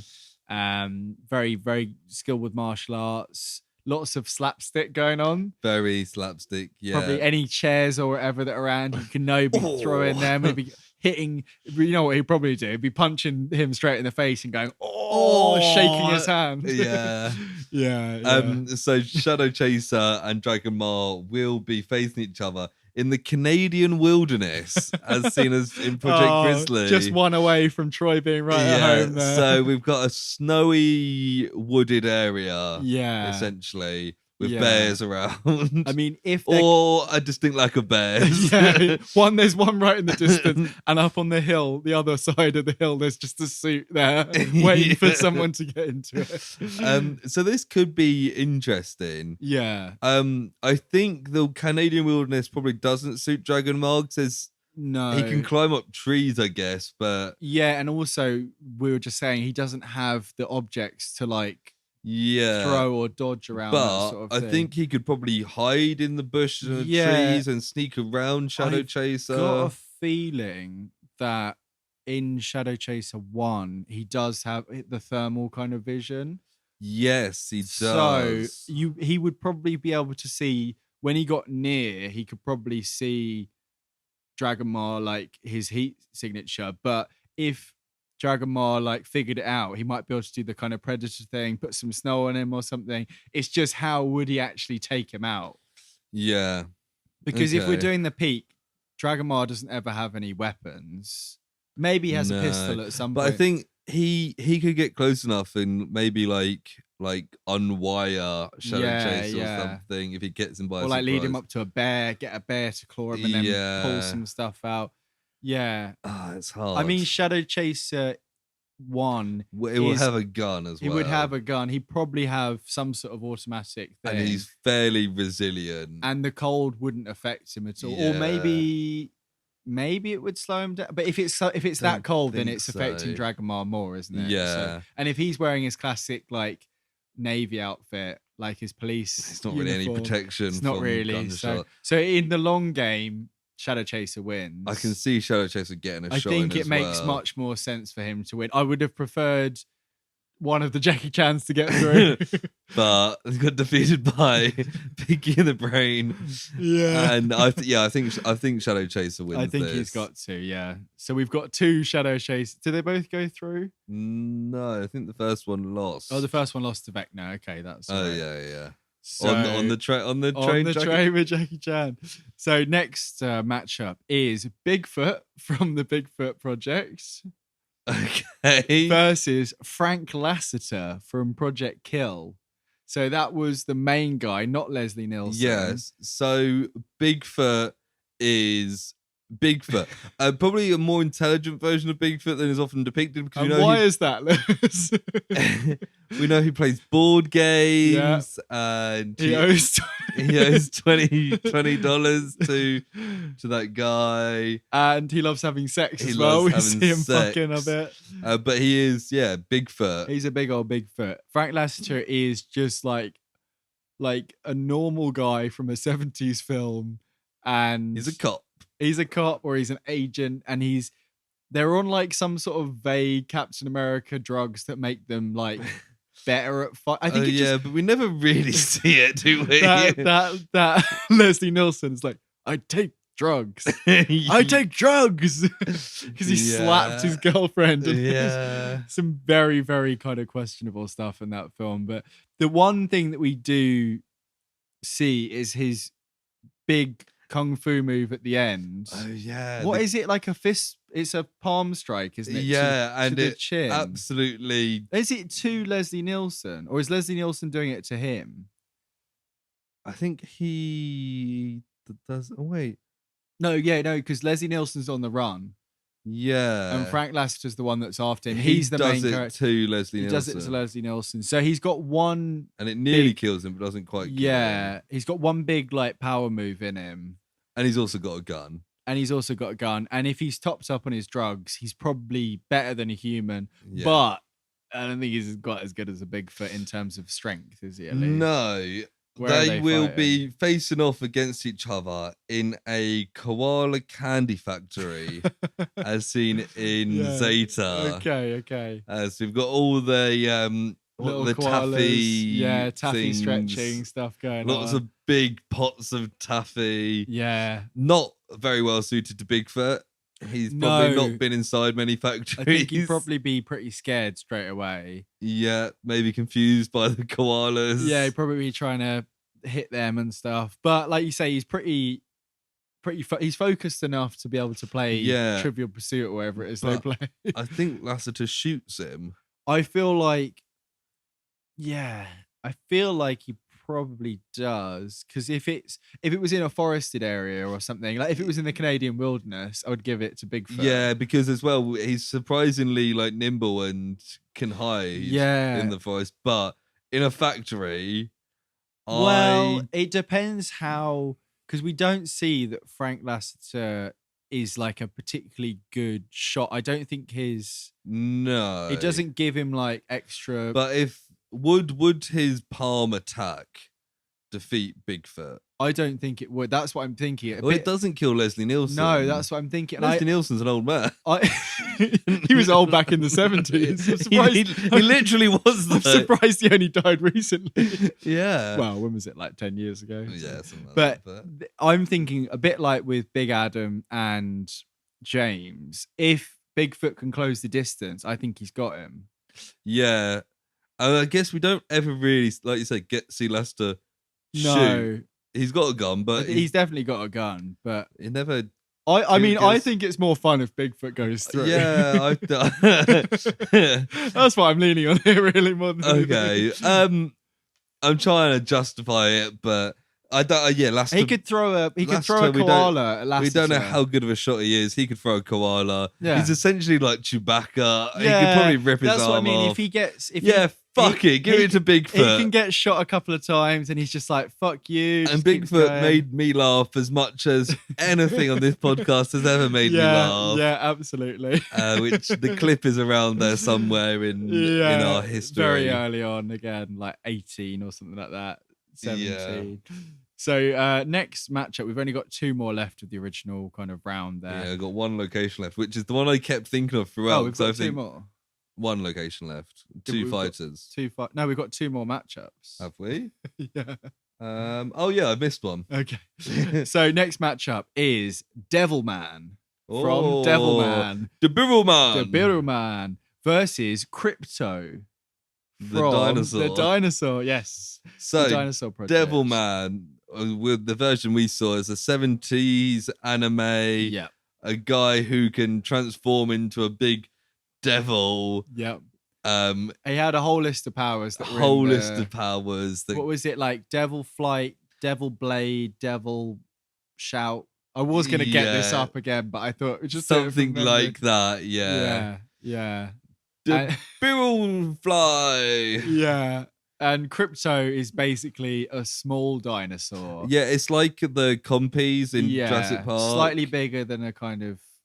Compies are the tiny ones, yeah, right? the little... Slightly bigger than that. I think actually the adult version has the frills of the the Dilophosaurus. I saw a thing recently that was saying that the term dinosaur actually doesn't apply to lots of what we call dinosaurs, because like pterosaurs are their own thing. Yeah, and anything that's on 4 legs that's a carnivore isn't a dinosaur. It's got its own name. So I imagine, like the ones that look a bit like Spinosaurus but are like squat. Yeah, they're not dinosaurs. They're not dinosaurs. They're earlier than dinosaurs. I think that might be part of it as well, because they're in the new Jurassic Park. It's kind of cave. It's very dependent on like timing as well. Actually. And yeah, obviously like mosasaurs and plesiosaurs that aren't was dinosaurs it. Yeah, anything either. that was. Can't fly, you can't be underwater, and you've got to be in the Triassic, Jurassic, or Cretaceous. Yeah, I've got it. Otherwise, you ain't no dinosaur. So what is a dinosaur and what isn't? Yeah, dinosaurs are the animals from the clade Dinosauria, or the common ancestor of birds, and then a load of other stuff. Don't worry. Yeah, so no aquatic dinosaurs. Yeah. Flying dinosaurs have feathers, so... birds, it's basically saying. All meat-eating dinosaurs walk on 2 legs.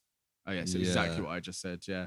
So those kind of guys there. Yeah, I think they're earlier than dinosaurs. Yeah, like crocodiles aren't dinosaurs. Yeah, okay, but they existed at the time. They are. Yeah, people are like crocodiles are dinosaurs. No. So anyway, so it was the Devilman versus Crypto. Crypto, from Dinosaur Project. Very friendly, almost the pet of the main guy. Yeah. The Daniel Radcliffe looking Daniel Radcliffe looking motherfucker from the very first episode. Not very combat effective, this little guy. No. Grows up to be from the looks things, but not Crypto him. Crypto isn't. We don't ever see him grow up. So the Devilman and Crypto will be fighting in a zoo cage. Oh wow. As seen in Project Nim. Okay. I mean, I don't think there's much in this one, to be honest. I think any of Devilman's... Let me just get up Devilman's powers quickly. Yeah, because I think this is pretty instant. And Devilman is essentially the devil incarnate, even though he's like an anti-hero. I forgot about the Devilman Crybaby. That was fantastic. Yeah. We watched that clip of the last bit, didn't we? Oh, because you skipped to the end of the last episode, didn't just you? to see him as Devilman. So Devilman's powers include heightened physical and mental capabilities, electricity/laser beam, which come from his antennae, some sort of mental control from his antenna. Flight, regeneration from damage, and the ability to enlarge himself to a huge size. Wow. So which one of those is he using? Probably the ranged thing. Yeah. Cut that little dinosaur. They're in a really enclosed small space. Yeah. I mean, even the strength, he could probably rip Crypto in half. And then grow to an enlarged size to break out and fly away. Yeah. Yeah. Again, quite Ultraman-y. Very Ultraman. I was thinking that when you were like, he's like a guy and he can change to a thing. I was like, oh yeah, that seems familiar. So Devilman takes the win takes that. So the last one of the initial, it's not really a group stage, is it? You know, the initial round one is Dexter from Dexter's Lab I had a feeling he was going to come up. versus Romulus Shadow Chaser 2. And I thought he was going to come up. I think they're the only two that I'd thought about before. Okay, yeah. So Dexter favorites is a as well. boy genius. He's a child. He's about a foot high and a foot wide, Yeah. but an A little square. unbelievable genius. Can build anything, can create anything on a whim. He probably has some gadgets on him, but we don't know what he has. It's a bit like a kind of in the show. He just kind of builds stuff. He just pulls stuff out of his pocket and builds stuff, doesn't he? It's Because almost it's a like kid's cartoon. Well, he's got that kind of magic hammer space like ability of just pulling shit out of nowhere. Yeah. So that's Dexter. Yeah. And Romulus Shadow Chaser 2 is probably peak Shadow Chaser out of the three. He's got all the kind of Terminator aspects of Shadow Chaser 1, but is in control of the situation. He's more self-aware. Masterminded his own thing from what I can remember. Yeah. He's and very kind loves of the 4th of July. and almost fourth wall breaking in some ways. Yeah. He kind of loses it by the end and is commentating his own fight like it's a boxing match. Yeah. He's very in the red corner. He's he's almost verging on like a Deadpool kind of thing at the end in that kind of like talking about shit that no one else knows what's going on. Not literally looking at the screen and being like, hi viewers, but like basically completely unhinged, will go for the kill. Very, very hard to kill as well, I would say. And does try to kill a kid. Yes, in that one. He's trying to suffocate a kid by removing oxygen from a enclosure. So Dexter and Romulus will be facing each other on Comstat 5, as seen in Shadow Chaser 3. Right. Almost it's like Alien, like a futuristic spaceship. I think it's a communications something, isn't it? Yeah. Comstat. Yeah, it's like almost like a satellite, but like futuristic spaceship. But if anyone hasn't seen enclosed. it's basically any of the ships from Alien, isn't it? With a little place where all the crew can play poker. The alien ship called? Nostromo. Yeah, the Nostromo. Imagine, it's basically the Nostromo. Yeah. So the only thing that I'm thinking, so immediately Dexter physically is outmatched. 100%. Like would, if it was a fist fight, he'd be gone. He's a Shadow child. Chaser would literally crush him. He in would the palm crush of his him. hand. Whereas Dexter is very technologically proficient, and Shadow Chaser is himself technology. Yeah, but Dexter is technologically advanced. Yeah. For the 2000s. But Shadow Chaser himself is technologically advanced naturally. I feel like I see we got like Dexter could build a load of shit. I'm just thinking he might be able to somehow like, because you were saying about build Dragonmar, he like could build stuff from the ship. But I'm thinking about him taking over Shadow Chaser or like deactivating him in some way. Yeah, he would definitely, out of everyone we've seen, have the best chance at doing that. But I feel like Shadow Chase, all the stuff that, like, all the technologically advanced stuff Dexter could build, Shadow Chaser kind of already has. Yes, yeah.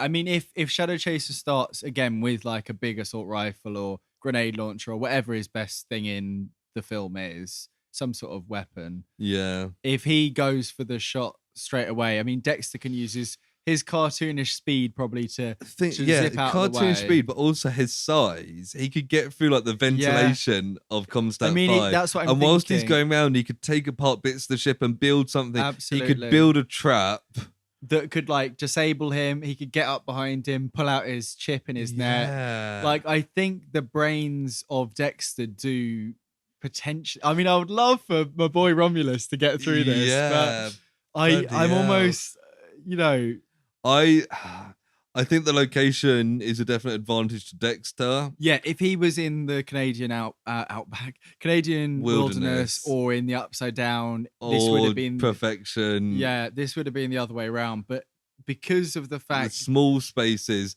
full of technology. I mean, he would be like the alien going through the things, wouldn't he? Yeah. There's probably a few better locations for Dexter. Yeah, I haven't got a list here, but yeah, no, I reckon I think it's probably Dexter. I Yeah, fuck. I think I'm going to Yeah, agree. I know. I didn't. It's not where I thought it was going to go, but So fuck. That was two of the Ooh. three Romuluses out in round one. yeah. So we've I got thought Romulus might go a on and handful left to go through there, but we're pretty much at the halfway mark. we've Of the done whole thing, aren't half of our matchups. we? Half of just over half. yeah. So yeah, just over half.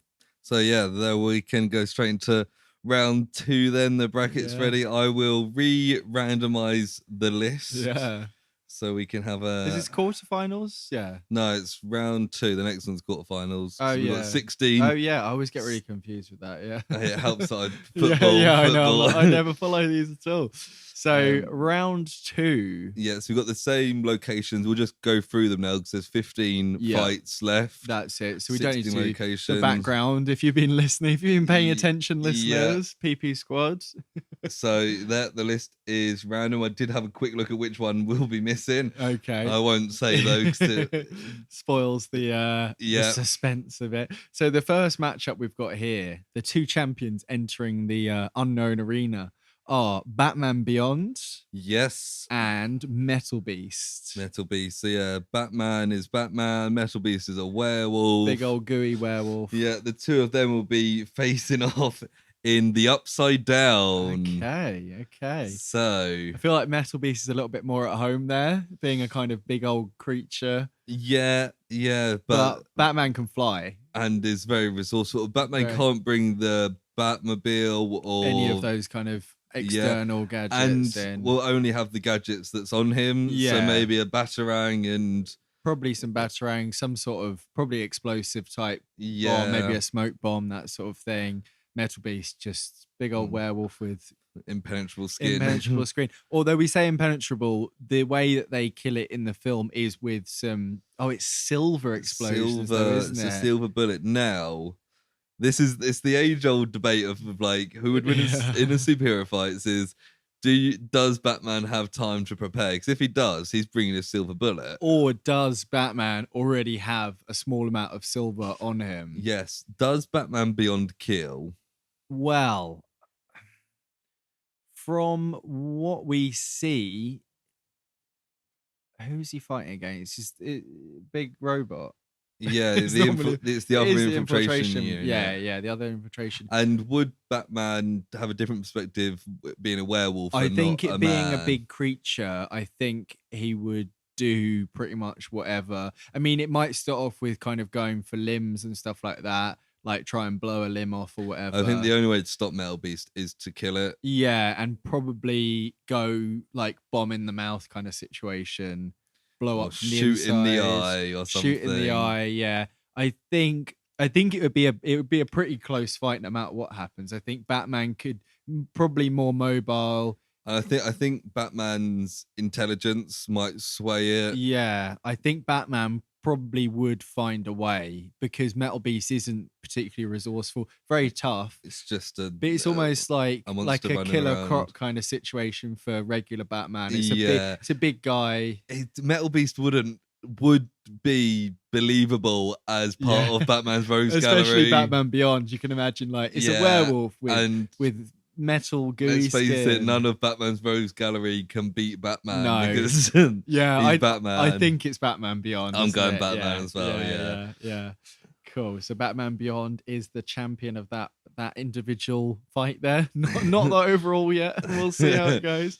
So the next matchup here is Art from Project Power, played by Jamie Foxx. Yeah. Versus Vecna from Stranger Things. Oh, so we've got a guy who can do like a sonic wave thing. Yeah. I think it's like hot as well. It's like a burning. Against Vecna, who's got the mind powers and potential dream stuff, but he's not going to be the Upside Down because we've used that already. Oh, yeah, of course. Yeah. And those two will be facing off in a zoo cage. Okay. So it really depends who's quicker on the draw here, because if Jamie Foxx gets that pill in his mouth, I think he could potentially dissolve Vecna, because especially if he gets pushed up against like the bars and it keeps powering up Vecna can't fly away or avoid it. No, because he could use his mind power to break Art's neck and stuff. or even get in his head, maybe get his like daughter. I think imagery Vecna's and quite stuff. quick on the draw. Yeah, that's what I'm thinking. Yeah, And would he allow Art to even reach to his neck to But- put it in his... Like, Art's got to Yeah. do something first. He's got to take it off his neck and put it in his mouth, whereas Vecna can almost instantaneously... Yeah, and if Vecna, like we've seen Vecna up against, like, I mean, Vecna is a bit of a kind of classic villain where he'll do a little bit of an intimidating chat. Yeah. So if he goes that way and he's like, haha, a bit of a monologue. he's like, who are you to come and fight me? And at that point, Yeah. he's just like, yump, and just eats that pill, starts chomping on it. It's a fair point. Then what they don't account for is that when you take like any kind of medication pill, It takes a while to get into your blood system. It takes a Yeah. little while. Yeah. And they are little capsules as well. Yeah. I think he does chew his. I bites remember him into it, biting yeah. it. Yeah, so maybe in that way. Maybe they all bite them. Yeah. Yeah. Oh, it's another close one. I think there is the monologuing aspect, but I think being in the zoo cage, Vecna would be straight on the offensive because of the situation. Monologuing while holding him up in the air kind of he thing. could do the whole Jesus pose, hold him out, and then do his old monologue of like, oh, who do you think you are? This magic little pill you have. Yeah. And then just like snap his neck. Yeah, I'm going Vecna. Yeah. I think that's fair. I think that is absolutely fair.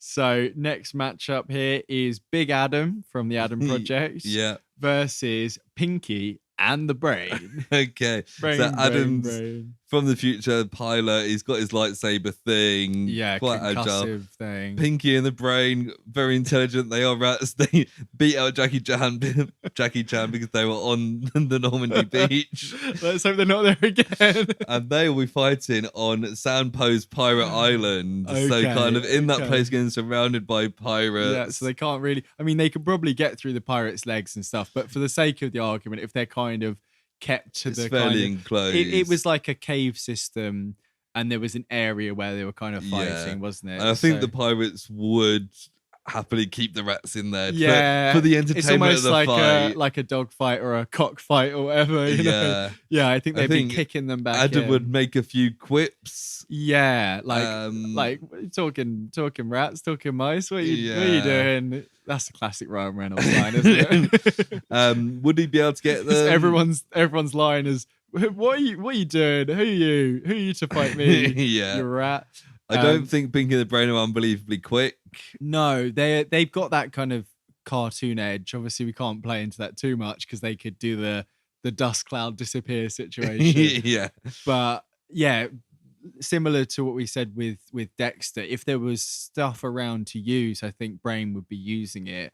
But the stuff that would be there would be like maybe some old guns, maybe some big swords, nothing that he can really hold. use. I feel like does Adam, when he bounces his gravity lightsaber thing off the ground, does it do a bit of a shockwave for people around, so that he could do that, knock the rats back, and then go down and just kill them? I think it would be like whacking rats, basically. Whacking rats, yeah. Adam's going through. I think Adam's going through this one. Yeah, and it kind of surprises me that I'm he's getting to the quarterfinal. Yeah.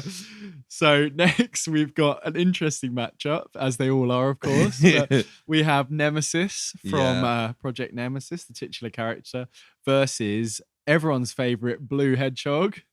Okay. Cornelius Fabagada, whatever he was called. Sonic the Hedgehog.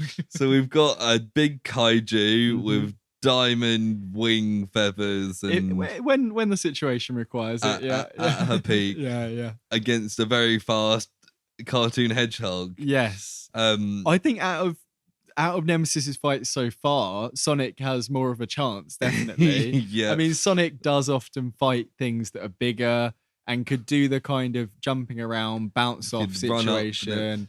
They're fighting each other in a New Orleans dock. Okay, yeah, that you can imagine Nemesis kind of striding out of the water. Well, yeah, Nemesis does swim and go through the waters too. So Nemesis could go into the water if she ever felt disadvantaged at one point. Sonic can't really follow. Yeah.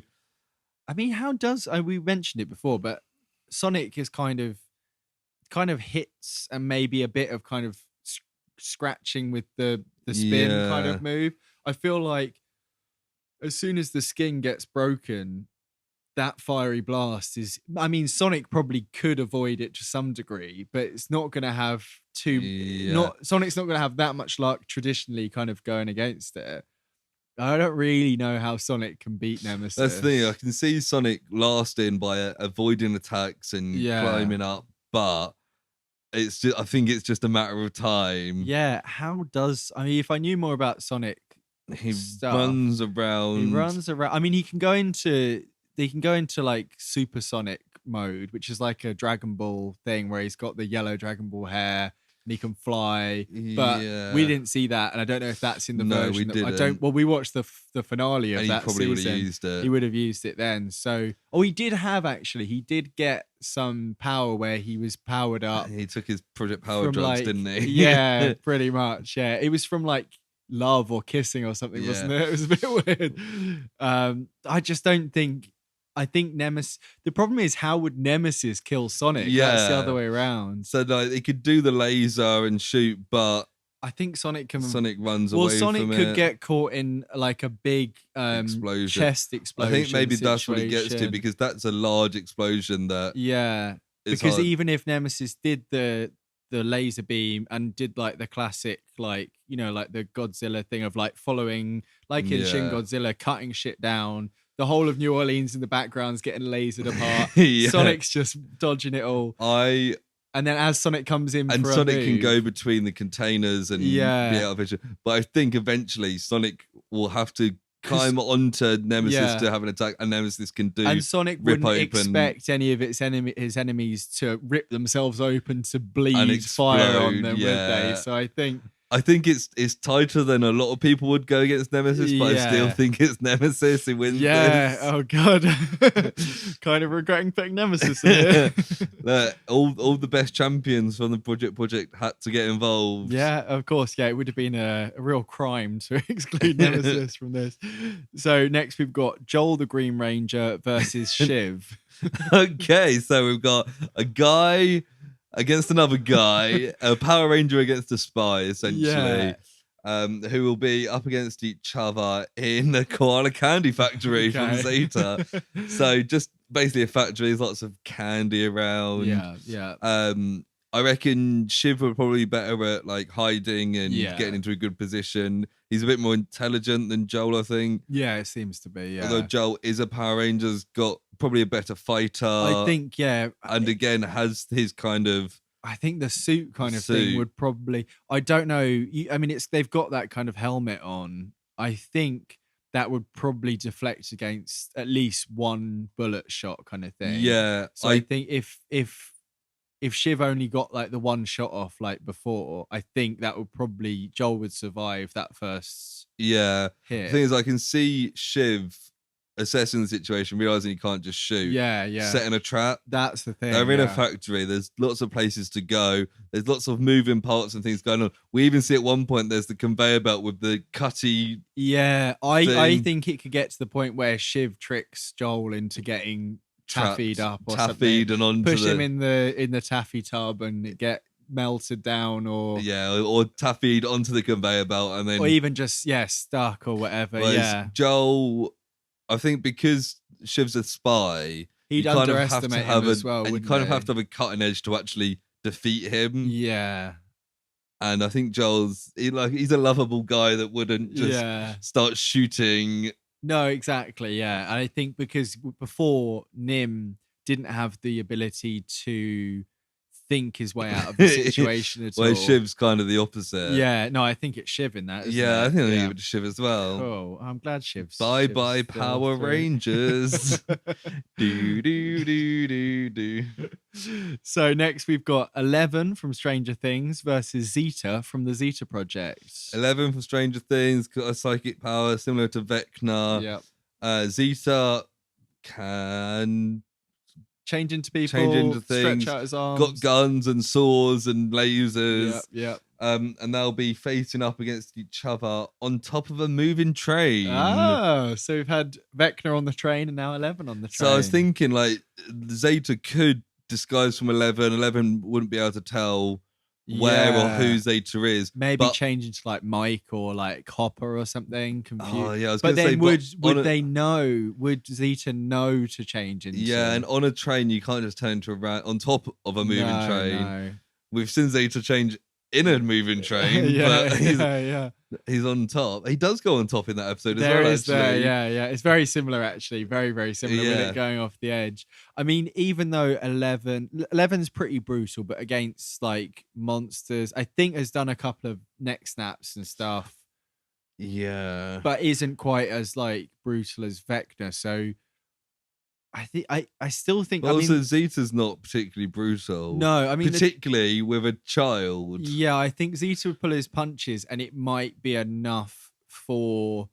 I think. But then, even if I think they're both kind of would be reluctant to harm each other, particularly because Zeta would probably look like that teenager he always looks like. Yeah. But I think when it came to the point where they're actually fighting, because they would eventually have to throw some punches and stuff. Yeah. I think 11's probably more likely to break and just get angry and lose their shit and just so I think throw him. Once it gets past the initial bit, I think 11's probably got it then, do you reckon? Yeah. Let's go 11. Cool. Oh, poor Zeta.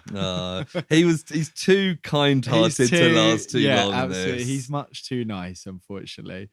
So next round. If only he was what the NSA thought he was. Not next round. Next matchup is Romulus Shadow Chaser 1. So the sole Romulus that's left, the sole Shadow Chaser, versus Bigfoot from Bigfoot Project. Okay, so we've got essentially a Terminator type android against Bigfoot, who's a fairly intelligent Bigfoot, fighting against each other in the Canadian wilderness. Okay, this is Bigfoot's domain. Yeah, and wasn't the other Romulus one so Romulus has done both of his in the Canadian wilderness. Because he fought Dragomar in the wilderness. Oh, yeah, as well. he did. Yeah, so we've got who may be more used to the arena this time. Yeah, it's carried over. But this is Bigfoot's home ground. Yeah, pretty much. He's got all the fans behind him here. There's a bear in the corner going, There's Troy being like, what the fuck? And what's the guy he played board games with? I don't know. Billy Bob or Big Willie, maybe. So I think Bigfoot's got a distinct advantage. Yeah. Bigfoot can also sneak up on people in the wilderness. He's almost got the supernatural ability to kind of like a Mike Myers kind of Michael Myers kind of situation. Yeah. He's a real good character actor. That's what he is. Or kind of like a Batman thing who can just appear and disappear at will. So in that sense, I think this version of Romulus as well is fairly unintelligent, fairly robotic. Very robotic. The most robotic. Well, number 3 performance-wise is probably. So would probably be wandering around these woods a bit confused. Would have some sort of assault weapon, explosive device situation. I reckon Bigfoot could get the sneak on him, and Bigfoot would be able to rip him apart. Yeah, I think because we've seen like somebody impale one of the Shadow Chasers before with like a kind of pole or something like that. So they're not like fully indestructible. They're like Terminator level, like you say. So I think it's Bigfoot. I think it might be Bigfoot. So there are no more Shadow Chasers left, unfortunately, which is very sad there. But sorry, Frank. But I'm glad Bigfoot got through. He's a good guy. He's a good guy. And he pays back the money that's owed. He does. $20. So the last matchup of this round is one already. Yeah, of this round. Yeah. So you're gonna keep going through the thing, right? Have I missed? You can always I've bloody missed one again. So I'll go back to it here. Okay. So last one of this round is Devilman from Devilman versus Dexter from Dexter's Laboratory. So we've got the devil incarnate essentially. He's got various superpowers against a tiny little boy Wonder, who essentially got through the first round from having a very good arena to fight in. Very good arena. This time they'll be fighting in a zombie apocalypse town. Okay. So just a standard town, American town, full of zombies. So wait, who's it against Dexter again? Devilman. Devilman. I think Devilman can fly, so the Devilman can zombies fly, aren't a yeah. problem to him. I think Dexter would be shit scared by all the zombies. He is a child. He'd run. He'd probably be able to avoid them quite well because he's small.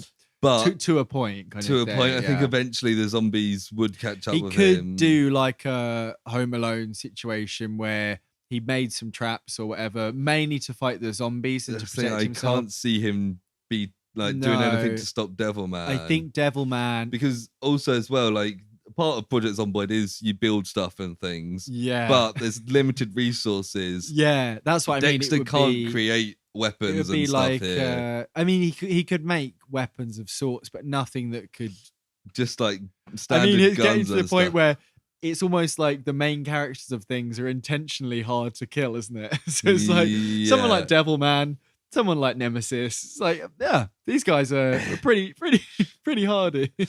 But I think this is pretty straightforward. Devilman. Yeah. Poor Dexter. How does he kill him then? What do you reckon? Uses some sort of laser sonic. Yeah. His laser thing. Devil laser. Yeah, whereas Dexter's frantically building something, boarding up windows. And it probably just comes straight through the house, like destroys him. Yeah.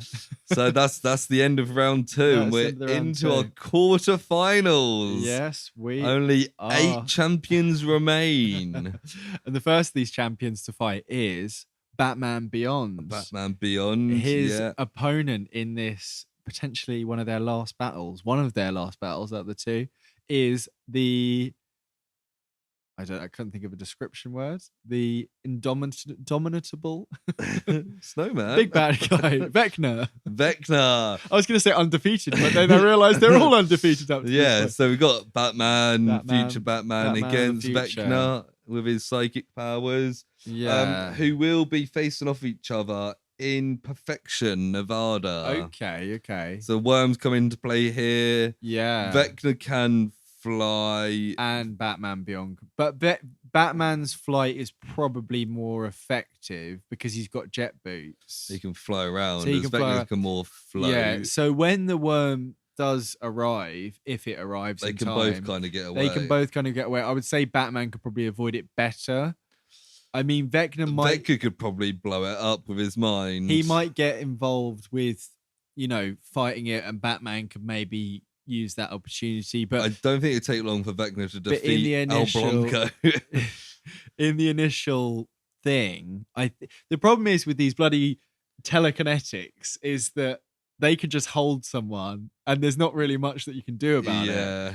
So I think if they're starting at a bit of a distance, and Batman, he wouldn't know he's got telekinesis necessarily, but he might try and keep his distance from this weird floating-looking guy. Do you know what? I can see it now, though. Yeah. Right. A lot of Batman's, say, victories against stronger opponents will be during monologuing, when he can sneakily, whilst they're monologuing, set something up. Or so like suss them out kind of thing. Yeah, but I can also almost picture Vecna holding Batman up, going off on monologue, and Batman kind of through force of will pulling out of it slightly and pulling out a Batarang or something. Because he's got the technology suit, he could be like Batarang from left hip activate and and just catch him off. As Vecna's probably got his back to him, just going off about how no man can match Vecna, Batarang through the back of the head. Yeah, I mean, I think. I think it could be Batman. It's too. If it were to be a film, an episode, a game, the more interesting thing to happen would be for Batman to win. If it was written, and not just because Batman almost always wins, but because for someone with telekinesis to just tear someone apart. I think one of Vecna's biggest weaknesses is his kind of ego. Yeah. And the whole going into the villain's monologue. Which perfectly suits someone like Batman. It absolutely does. Yeah. I think Batman is one of the few people that could actually defeat Vecna. Because Vecna's weaknesses play into Batman so perfectly. Totally, yeah. And even I don't know how much. I'm sure at some point he's got some activate smoke bomb or whatever. Yeah. Even smoke bomb immediately would probably throw Vecna off. If he can't see what he's grabbing, can he grab it?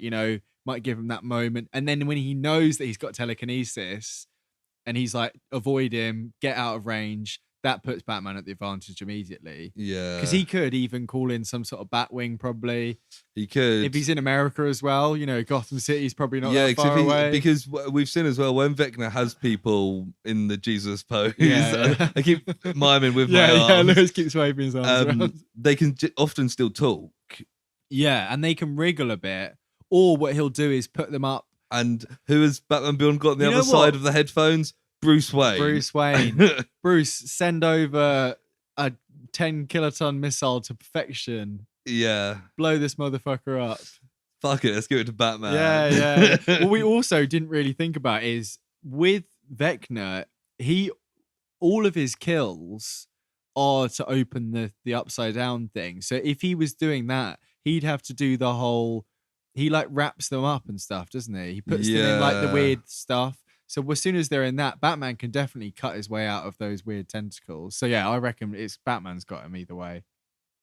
So next matchup here is Big Adam versus the even bigger Nemesis. Okay, so this is the quarterfinals, right? Yes, the second quarterfinal. Yeah. Adam with his lightsaber, Nemesis as the undefeatable kaiju. yeah. Fighting in Earth 4 billion years ago. Okay, yeah. Again, Nemesis would probably be fairly at home here. It's just a big barren wasteland. Yeah, Adam may struggle. Adam probably could have time traveled there with his weird ship, so that kind of works as well. And Nemesis probably existed then because there was the ancient law. Ancient Nemesis Prime or whatever it would have been. Yeah. Now, is there any way that Nemesis doesn't win this? Yeah, I mean, can you think of any weaknesses that Nemesis had? I mean, Big Adam's pretty kind of heart. He's a good guy. He might be able to. He's still a bit of a dick. He might be able to like joke his way into being like, "Hey, I used to be a kid. You're a kid, kind of inside." But yeah, like, but how's he talking? I mean, unless he's up on a big hill shouting at it. He's not. Yeah, there is a like, very volcanic, mountainous area, so that's not out of the question. Yeah. It's just that if he can do that, how does he do the killing blow? Well, it's defeating it though, isn't it, as well? Would Adam attempting a killing blow then turn Nemesis against him? But I don't think that. So even if he's just doing like, I suppose, he's not placating it because then he doesn't win. Then it's just a draw, isn't it? I don't think he would even think, because like you said, he's a nice guy, but he's a bit of a dick. I don't think he would ever think big lizardy monster kaiju, let's be friends. Yeah. Whereas someone like, he'd probably jump straight into action. Zeta would probably befriend Nemesis. Yeah. Someone like Zeta would probably be like, "Hey, this is another living thing, just like a human. Yeah. I can see the good in you. You're a teenage girl. I love teenage girls." Oh no, that came out wrong. Sorry. And then Nemesis is like, "You're a pervert. I'm gonna kill you." Zeta." I mean, I don't think it's Nemesis, isn't Nemesis, it? Nemesis is through. So next matchup here is Shiv from the Lazarus Project versus 11 from Stranger Things. Okay, so we've got a really cool spy against another telekinetic. Yeah, telekinetic team. Who our last one did get defeated.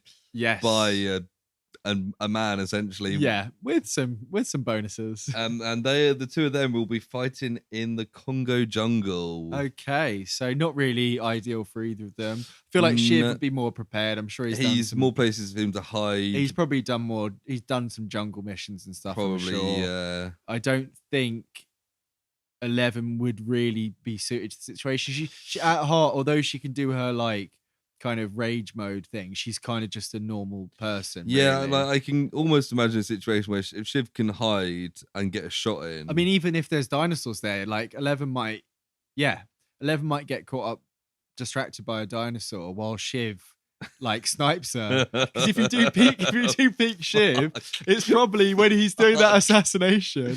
Yeah, when he's got like the full SWAT gear on. and he's up on that hill and he's like, shall I take the shot? Like, that's probably him at his He's peak. gonna be up in a tree, isn't he?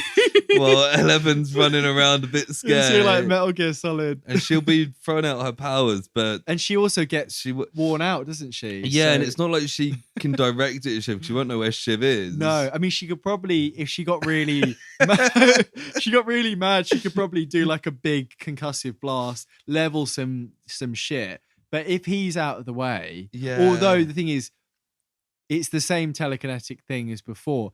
If they see each other as threats and she sees that he's got a gun. But that's the thing, because they're in the Congo jungle, they won't be able to see each other immediately. If he suspects... So I think Shiv, because they can't see each other, well, wherever he is, immediately set himself up. But we said before, like, do they see each other immediately kind of thing? Because even if they see each other from a distance, would he know... But what's her range as well? Yeah. Yeah. Because his immediate thing wouldn't be run straight ahead, like you say, because he's trained. No. He'd probably be zigzagging and stuff. He probably, if he's got his sniper rifle or any kind he's going straight up a tree. Straight up a tree. And he's just going to camp in that tree until 11... Yeah. Fuck, we're not, are we? I think 11's getting headshot. I think she is. Fucking that hell. bald head is going blown Wow, up. I did not think that was going to go that way. Fuck, man. Okay. Fuck Shiv, yeah, it's the semi-final. He's a cool guy. In all these super-powered people and aliens, we've got some guy from London. Wow.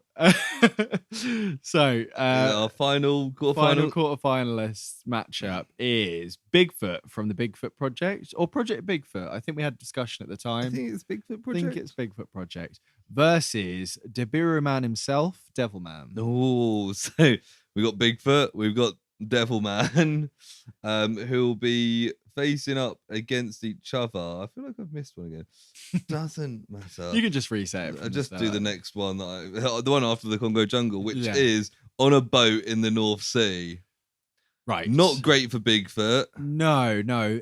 He would be fairly easy to spot anywhere. I mean, he could probably hide in some little cabins, but could he get his head through those doors? Like, he's the a big guy. Boats doors. tend to be quite small anyway. Yeah, he'd be clonking around. A Devilman could just kind of float up. And Devilman's got that kind of... I can imagine Devilman just sinking the boat with Bigfoot on it.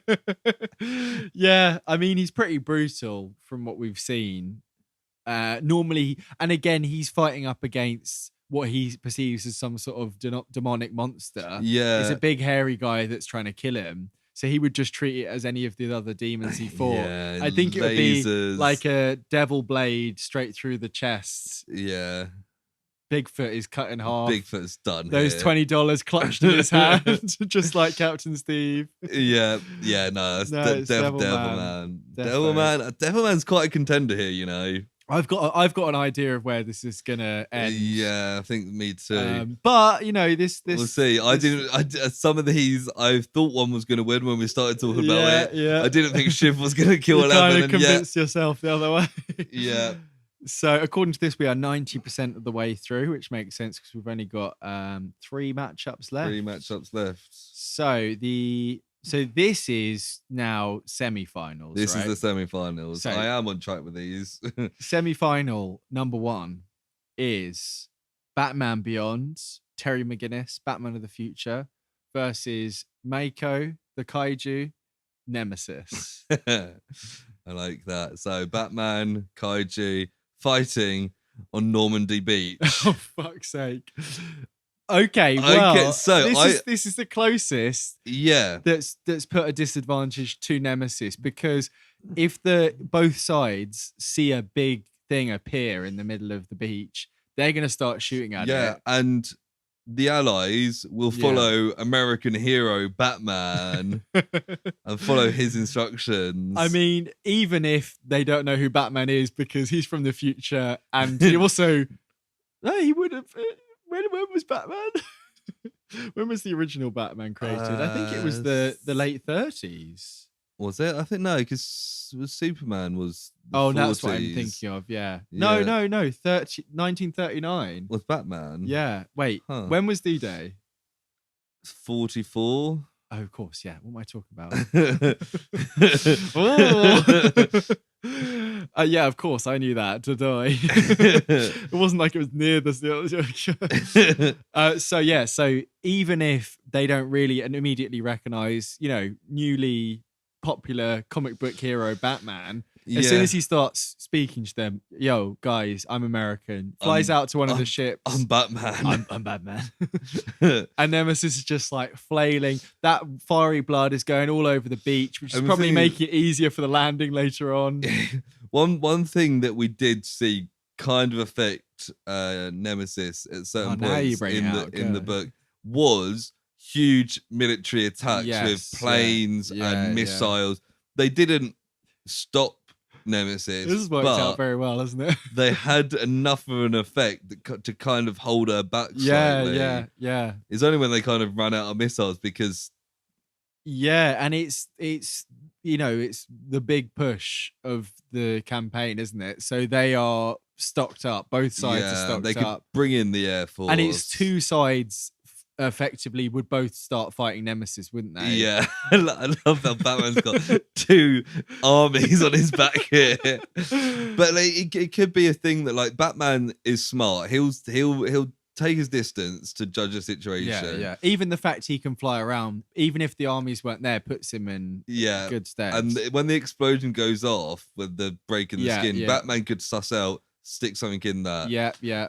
We're doing or even get the old like cryo spray out that he's probably got, We do keep arguing for the outsider. So how would Nemesis win this as well? Because I think we've sussed out how Batman would do it. He'd get the military to shoot and he'd figure out a way to, in that explosion, put an explosive inside Nemesis. But how does Nemesis do it? The easiest way would be Batman gets in a bit too close, depends how fast Nemesis is, because kaijus are normally fairly slow. Yeah. So probably couldn't get him with like a swat of the hand. The ultimate move of pulling the chest ultimate open. Move, or the laser. The focus laser thing, depending on how, because in the book it was a guy standing on his own. Yeah. And he wasn't moving, he wasn't flying. So we don't know how wide it is, how accurate it is. I mean, it's probably very accurate, but if it can particularly move that around. Accurate, and it does move down and cut the building, doesn't it?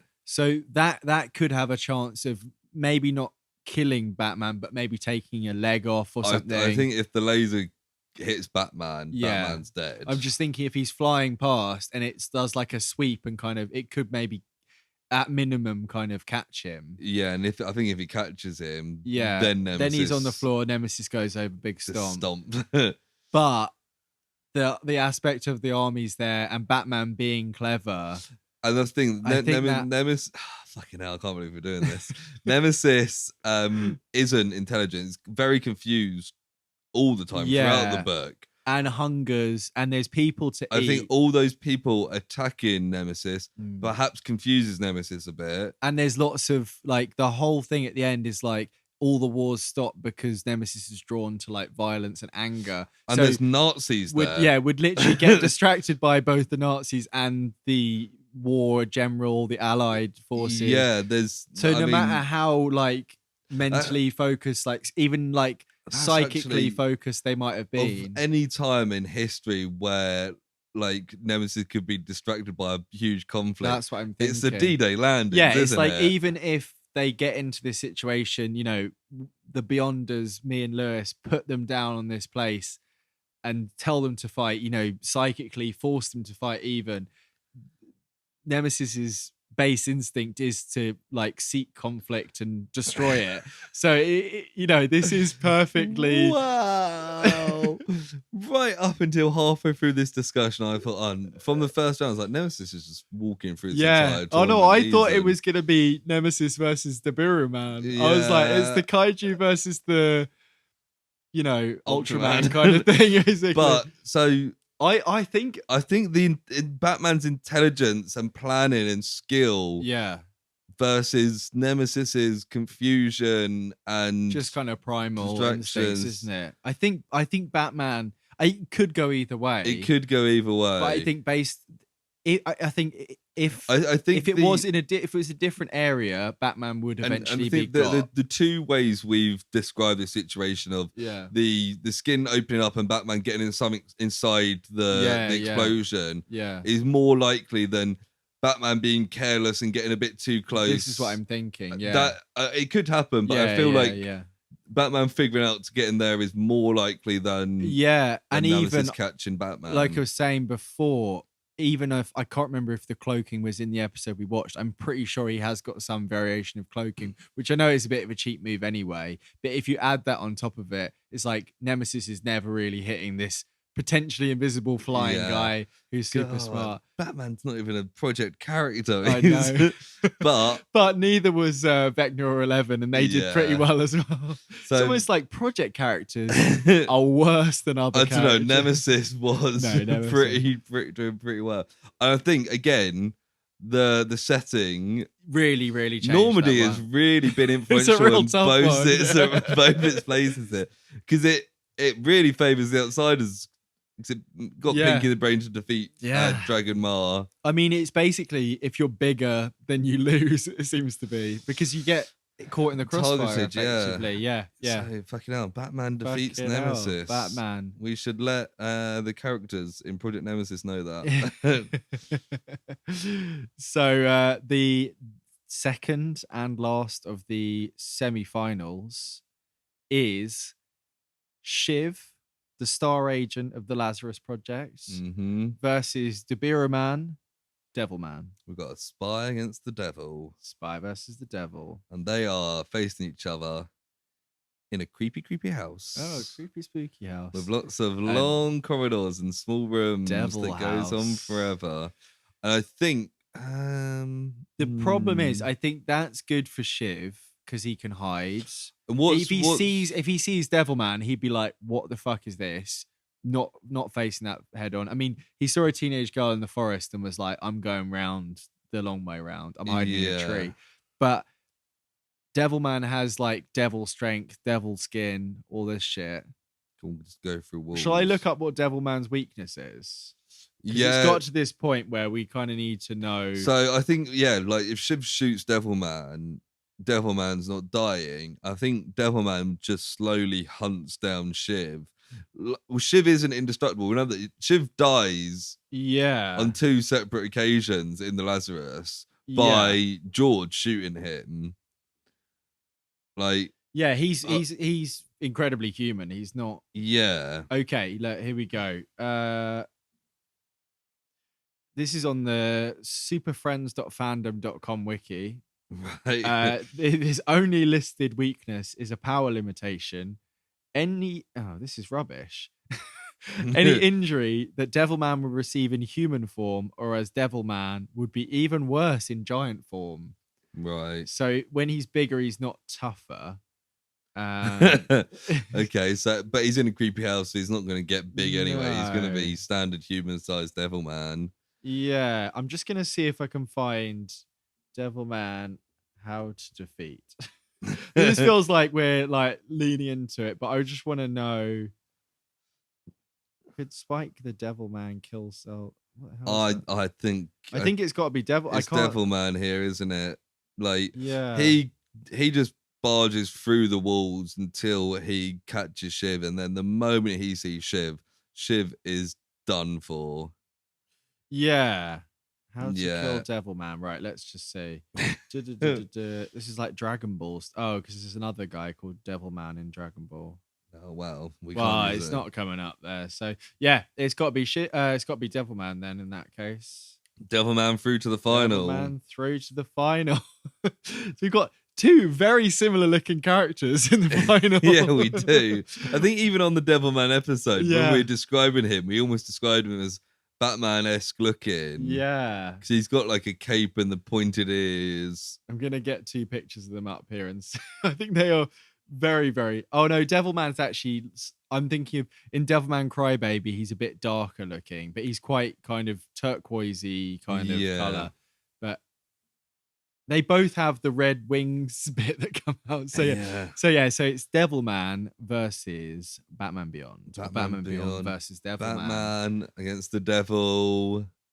The Bat versus the Devil. And they are fighting. The last 2 locations are both Shadow Chase locations, but the next one on the list where the final is being hosted is Comstat 5. Oh, wow. Okay. So we're in space. Yeah. We're on a spaceship. You know... which prevents Devilman's movement as much. He can't fly out the spaceship. It does, but also Batman Beyond can't fly around as much. Can't fly around. No flying here, boys. One thing that will be an advantage to both in a way, but more to Batman, is the classic pierce the outside of the spaceship out into space situation. Devilman could probably survive out in space. Batman Beyond probably could for a bit with his suit. But that's probably the way that I can, off the top of my head, imagine Batman trying to kill Devilman. Yeah. Or maybe, some sort of engine room situation, because 1-on-1, Batman stands a pretty good chance, but I think Devilman takes it in the 1-on-1 fight. Devilman takes a 1-on-1 fight. Because he's like supernaturally powered. Supernatural, yeah. But Batman is... Again, like with the Dexter's lab situation, he can do the stealth, he can do the air vents and stuff like that. I think it's a real tricky one. I think he wouldn't be able to do the air vents as well as Dexter because he's not as small, but he is still fairly small for a Batman. Devilman, and depending on whether you include the kind of cloaking ability or not, but Devilman may be able to see through the cloaking because he's got devil he's a vision demon or something. Yeah. He's got intelligence. He's got various powers. So, I'm trying to think of the setting of Comstat 9, was it? Comstat 5. Comstat 5. Yeah. So how would Batman kill Devilman, and how would Devilman kill Batman? I think Batman would try to kill Devilman more by like immobilizing, trapping. I think if they find themselves face to face in a corridor, Devilman lasers Batman dead. Yeah, but I think Batman would probably would stand a chance at getting out the way of it. Potentially. Like more than some people that Devilman's fought against. But it's the case of actually killing Devilman, or at least defeating him. I mean, even like some... I don't know. It's hard to see from the episode. It's a good job Nemesis isn't on Comstat 5. That's a very good point. Yeah, it's a good thing that, or even in the zoo cage, it would just be like a massive cage. Yeah, it would be just outside the floating in space. Yeah, but that would kill Nemesis. So Nemesis got lucky there. But anyway, I think I'm trying not to go straight for... Right, so I think Devilman's got powers. If he can get to Batman, he can kill him. I reckon. Yeah, but through his various different powers, there'll be some way. Everybody even better than Shiv, I would say, in terms of like avoidance, in terms of stealth. Batman is probably the best at that. But then what's he gonna do with that stealth? Like he can't call in the Batwing, he can't call in the Batmobile, he can't even talk to Bruce Wayne. No. His batarangs are gonna bounce off Devilman. Yeah. You'd say he could do the piercing shelf space. But Devilman's also intelligent, and also Devilman probably can survive in space. He's that kind of character, isn't he? I imagine you could see a situation where the air sucking up Devilman could grab onto the nearest thing. Yeah, he's super strong. And he's also, not going to lose his grip. If he can fly, then he can probably fly against the the force of the vacuum. I think I'm leaning towards Devilman just because I'm struggling to see how Batman beats him. Yeah. I'm sure. I think if it was an episode of Batman Beyond, he'd find some way. He would probably do something like he did in the Zeta Project episode, where there's like a room that has the right amount of electricity that, But we're on Comstat 5. But that's very specific to that. Yeah, I think if they're both at a disadvantage, which they should be, they're both, or neither is at more of an advantage. Yeah. Then at base skill level and abilities, I think Devilman wins. I think Devilman wins too. Wow. Wow. That is not... Devilman! Devilman wins. So the project ultimate champion is Devilman. Devilman. Devilman. Wow. What a tournament. What Satanists we are. The devil is best. We all know it. Yeah. Wow. There's many twists and turns throughout that. Batman defeating Nemesis, Shiv defeating 11. Very and unexpected. even after round 1, Devilman wasn't in my head as somebody who's going to go all the way to the final and win. No. It was only about halfway through, and I was thinking, I can see Devilman and Nemesis being in the final. And then that whole battle with Nemesis and Batman really just went. Yeah, and off. I think, obviously not thinking about it too much because they didn't match up, Yeah, but I could see Nemesis being favoured over Devilman. Yeah. I would have. Yeah. I mean, it really depends. It may be a case that Batman's the only person in this tournament who could have defeated Nemesis. I think that's probably true. I mean, the thing is, though, if actually Devilman can get large, get large, then that could be a classic kind of kaiju battle there. Yeah. If the bracket lined up another way, Devilman defeats Batman, Nemesis defeats Devilman. Yeah. We've almost found the only way for the bracket for Nemesis not to win. Yeah. And Batman not to win. Yeah. Pretty much. Yeah, because like it's the classic thing, like you say, Batman defeats anyone with any amount of prep or with no amount of prep kind of thing. But on Comstat 5, he's stripped of all his resources and he's up against a similarly intelligent being. He's got special demon powers. So special demon powers. That brings to close the inaugural Project Prizefight, and our PPUC is Devilman. Devilman. Nice. So now I guess we'll go on to 2023's first personal projects. It's personal. Projects?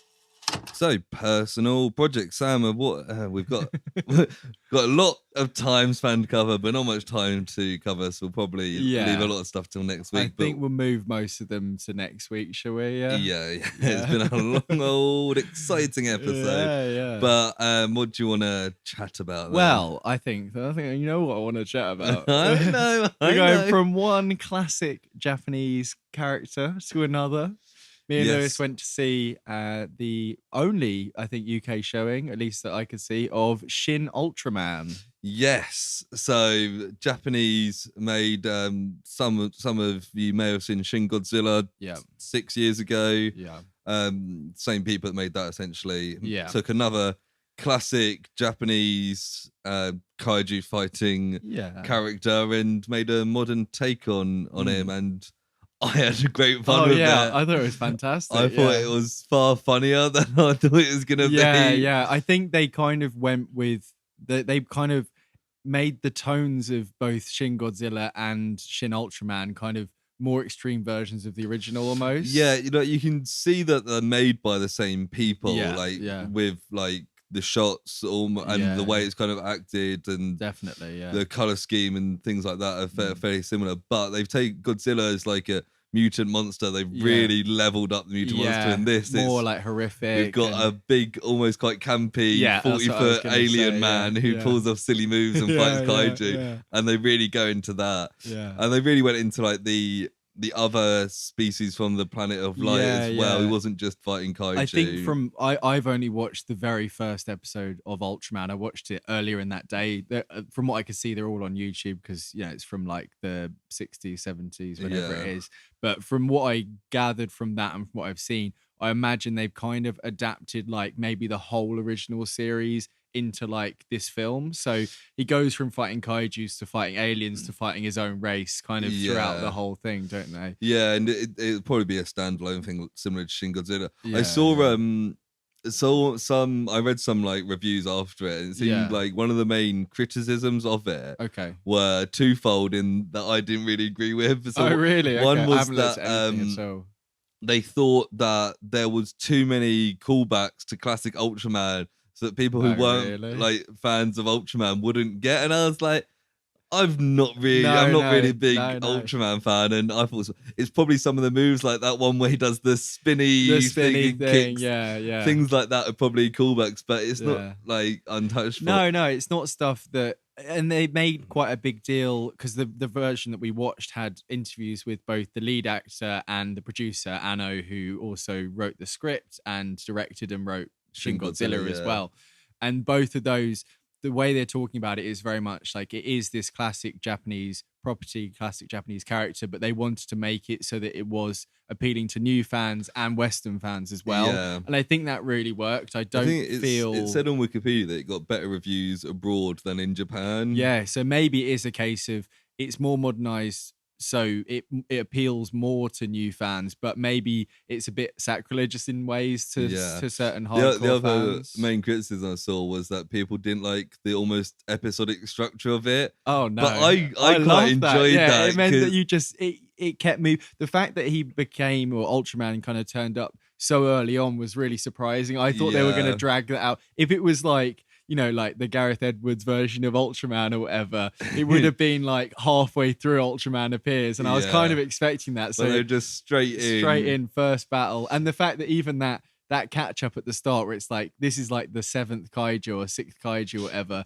like it was so fast-paced. It was good world building, really, so really straight good in there. building. You know kaiju exists, they're just in Japan. Yeah, so which they do reference. It's got a similar kind of human humor that Shin Godzilla had in the government incompetence, the fact that Japan always has to bend over to the USA, which is very prevalent in both films. Yes, there's quite a lot of kind of subtle, kind of almost like satire kind of comedy there. I think this was much funnier in a way because it was more aimed at a kind of general audience than, like the show would have been more for kids than than maybe Godzilla would have been kind of thing. There was some bits that really made me laugh. The character that comes in kind of halfway through that's always saying the human phrases, that builds to a very funny kind of thing later on. But the other thing that was interesting, aside from like the kind of camp humor, I thought the shots were really interesting. You get like, we had a quick chat. You get like about two characters on swings at one point, and the camera's like behind a park bench, and they're there's just kind the bit in the underground car park where it's like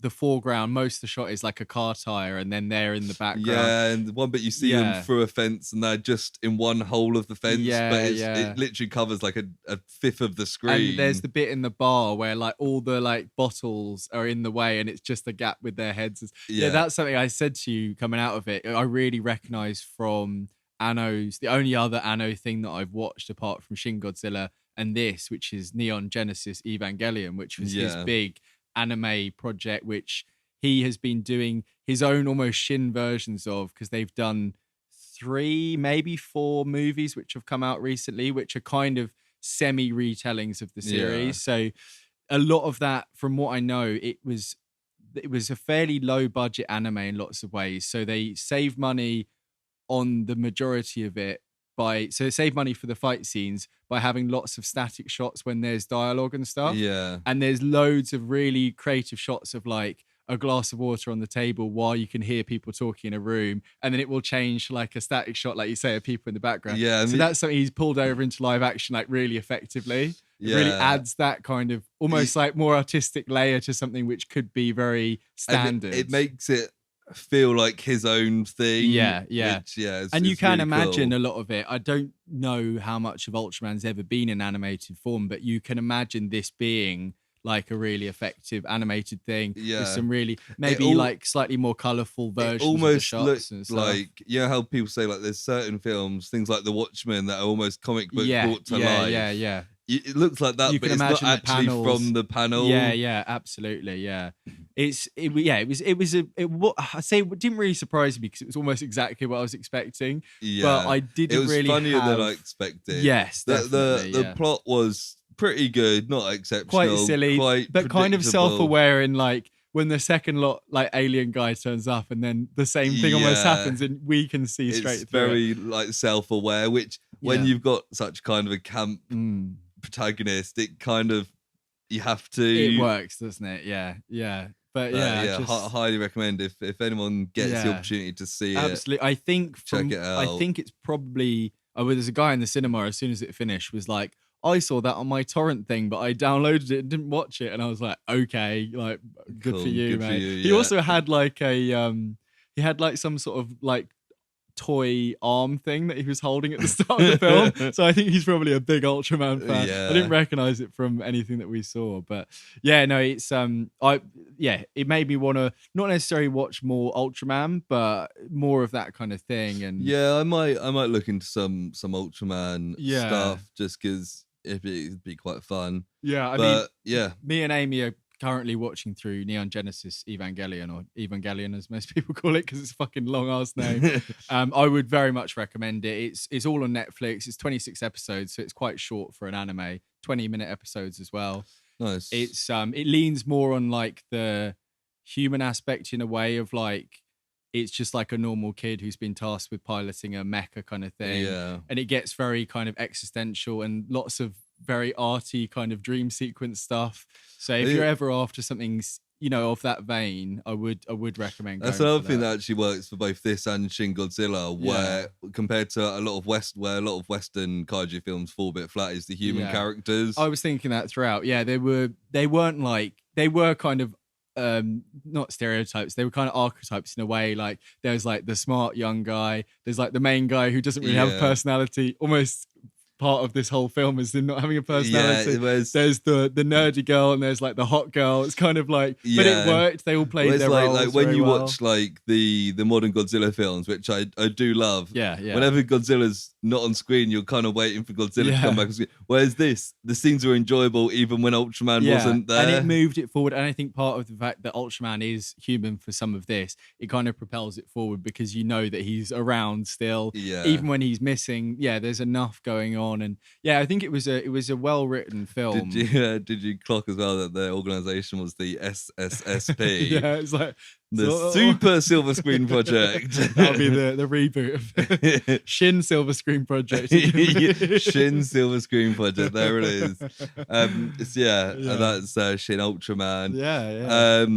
Another thing that I know you watched over Christmas that I watched that we're worth talking about is Glass Onion. Yeah, Glass Onion. Yeah, I watched that probably, I think, day after it came out, something like that, around Christmas anyway. Same. Yeah, I haven't really got any notes. I wrote down Knives Out too. I really enjoyed it. Yeah, I really enjoyed it too. I preferred the first one, but I thought this was still fun.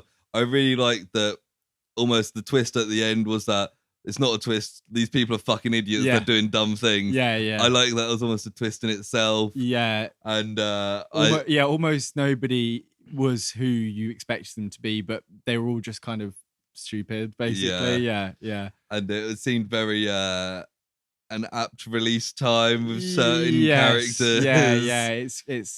Yeah. Edward Norton's character was pretty transparently a kind of Elon Musk parody, wasn't he? Which was very Dave funny. Bautista's a bit of an Andrew Tate as well. Yeah, very much so, actually. Yeah. But yeah, it was good fun. And it was nice to see Daniel Craig's, Benoit Blanc. Blanc. Slightly more human side to him. He seemed to be having a bit more fun with it because I think because he's almost using, we see it, it's a holiday for him. It's both a holiday and like a Whereas passion. the first one, he is on he's very much case. like on a case. And I think what this film proved as well is like there's definite opportunity here for this to just be an ongoing anthology. Yeah. Daniel Craig and Rian Johnson both seem to love it. And it doesn't we need a next film now. They could wait 5 years, they could wait 10 years and do another one. Which I think is after Daniel Craig being signed on for James Bond for like 15 years is probably what he wants. Something that's reliable that he likes doing, but he's not forced to do it every week. I think he probably likes the idea of having a legacy that's not just Bond. Absolutely. A different character that kind of lives on and is also very different to Bond. And I'm sure he has a lot of fun playing it. I think Dave Bautista, because they worked together on Quantum of Solace, or maybe it was Skyfall. Yeah. He's a kind of odd job guy. There was an interview where Dave Bautista was like, Daniel Craig was having so much more fun on this set. And he obviously likes this character and this like franchise as it is now much more, which is good to see, because you don't want people, I know it's their job, but you know, people do their best work normally when they're at least somewhat enjoying it. On Dave Bautista, I've seen some discussion recently about how he is so clearly the best wrestler turned actor. Yeah. Because like Dwayne Johnson's obviously makes billions, but he plays Dwayne Johnson every film. He plays pretty much. John Cena's got a bit more of a comedic side, but he's a little bit still one note really. Bautista seems to have such range. Between like Guardians of the Galaxy was kind of his big breakthrough. Not too dissimilar character in this. Yeah, but then, and that's the classic wrestler. That's what the other two play in pretty much everything, isn't it? It's like funny, slightly dumb guy, heart of gold. Batista's done things like June, where completely different, and he seems to be keen to just expand. Blade Runner as well. He was really good in that short appearance. It's kind of get to the point. I mean, for me anyway, because I've never been a wrestling fan. He's actor before wrestler, whereas. Yeah, we still call him The Rock. yeah, it's true. I mean, he calls himself the fucking Rock, but we don't. We call him Dave Bautista. It's not just Batista. Yeah, true. So like, there was a couple of bits I saw. So apparently, Ryan Johnson wants Matt Berry for a sequel, which would work perfectly. I saw people speculating as well, because we get Hugh Grant have a small role there, pretty confirmed to be either partner or husband of Benoit Blanc there. I think there was an interview where he spoke about it afterwards, but that was kind of my assumption from that. I would be interested to see maybe a third film which is slightly more personal for Benoit Blanc, maybe have Hugh Grant involved a bit more, maybe tragedy, he's the victim. If I could write it now, it'd be those two, because that gets Matt Berry involved, English actors, you know what I mean? Those two on a train, a long haul train. They could just go straight to the Agatha Christie, couldn't they? Yeah. Because they've done the old house, they've done kind of the modern holiday setting. Yeah, it would be that, or like, I was gonna say a plane, but I mean, you could do a plane one. You could do like a Snakes in a Plane, like a big plane. Yeah, I think a train's got a train can last for however long you want the film to last. That's yeah. But that'd be fun. But I think the only things that I liked how kind of big the finale was. It was very kind of Hollywood. It was very explosive, literally. But I think something about the charm of the first one and how we kind of knew what was going on throughout and the characters were figuring it out felt more unique. I think the twists and turns were good, and like the flashback halfway through and like, oh, this is what's really going on. It was still quite unique, but it didn't feel quite as fresh as the first one, I think. Yeah. I think it was more personal to Benoit Blanc in a lot of ways as well, particularly with Janelle Monáe's character. Yeah, he was like on board with that. The fact that she got her onto the island. Yeah. Did you see Ben Shapiro's comments on it about like, oh, you don't even find out what's really going on until halfway through? And, like, it's a terrible new character leading you on down the wrong way. It's like it's a fucking murder mystery, Ben. But and obviously he didn't like that, considering a lot of the commentary that goes with it. But that's kind of the main things I've watched. I can talk about more stuff next week. We'll save some stuff for next week. Have you got anything else, or should we wrap it up? No, I think we'll move on to the final bit of the show. Yes, hopefully you enjoyed our Project Prizefight. I know we did. Don't know if this is more an episode for us. Well, definitely for the diehard fans. It's good now and then to do an episode for us, like we did for our 50th episode. That's it. Keeps it fresh for us. First, hit the ground running, as it were. Exactly. We haven't got any plans for what's coming up. No. But we'll have something next week. Yeah, maybe one of those ones that we spoke about off mic that seem fun and interesting. One of those ones. That could be good. But if you did enjoy this, we'd appreciate it if you gave us 5 stars on your podcast listening app. It always goes good. I know a lot of you have already, so thank you very much for that. But keep them going. Every single one helps.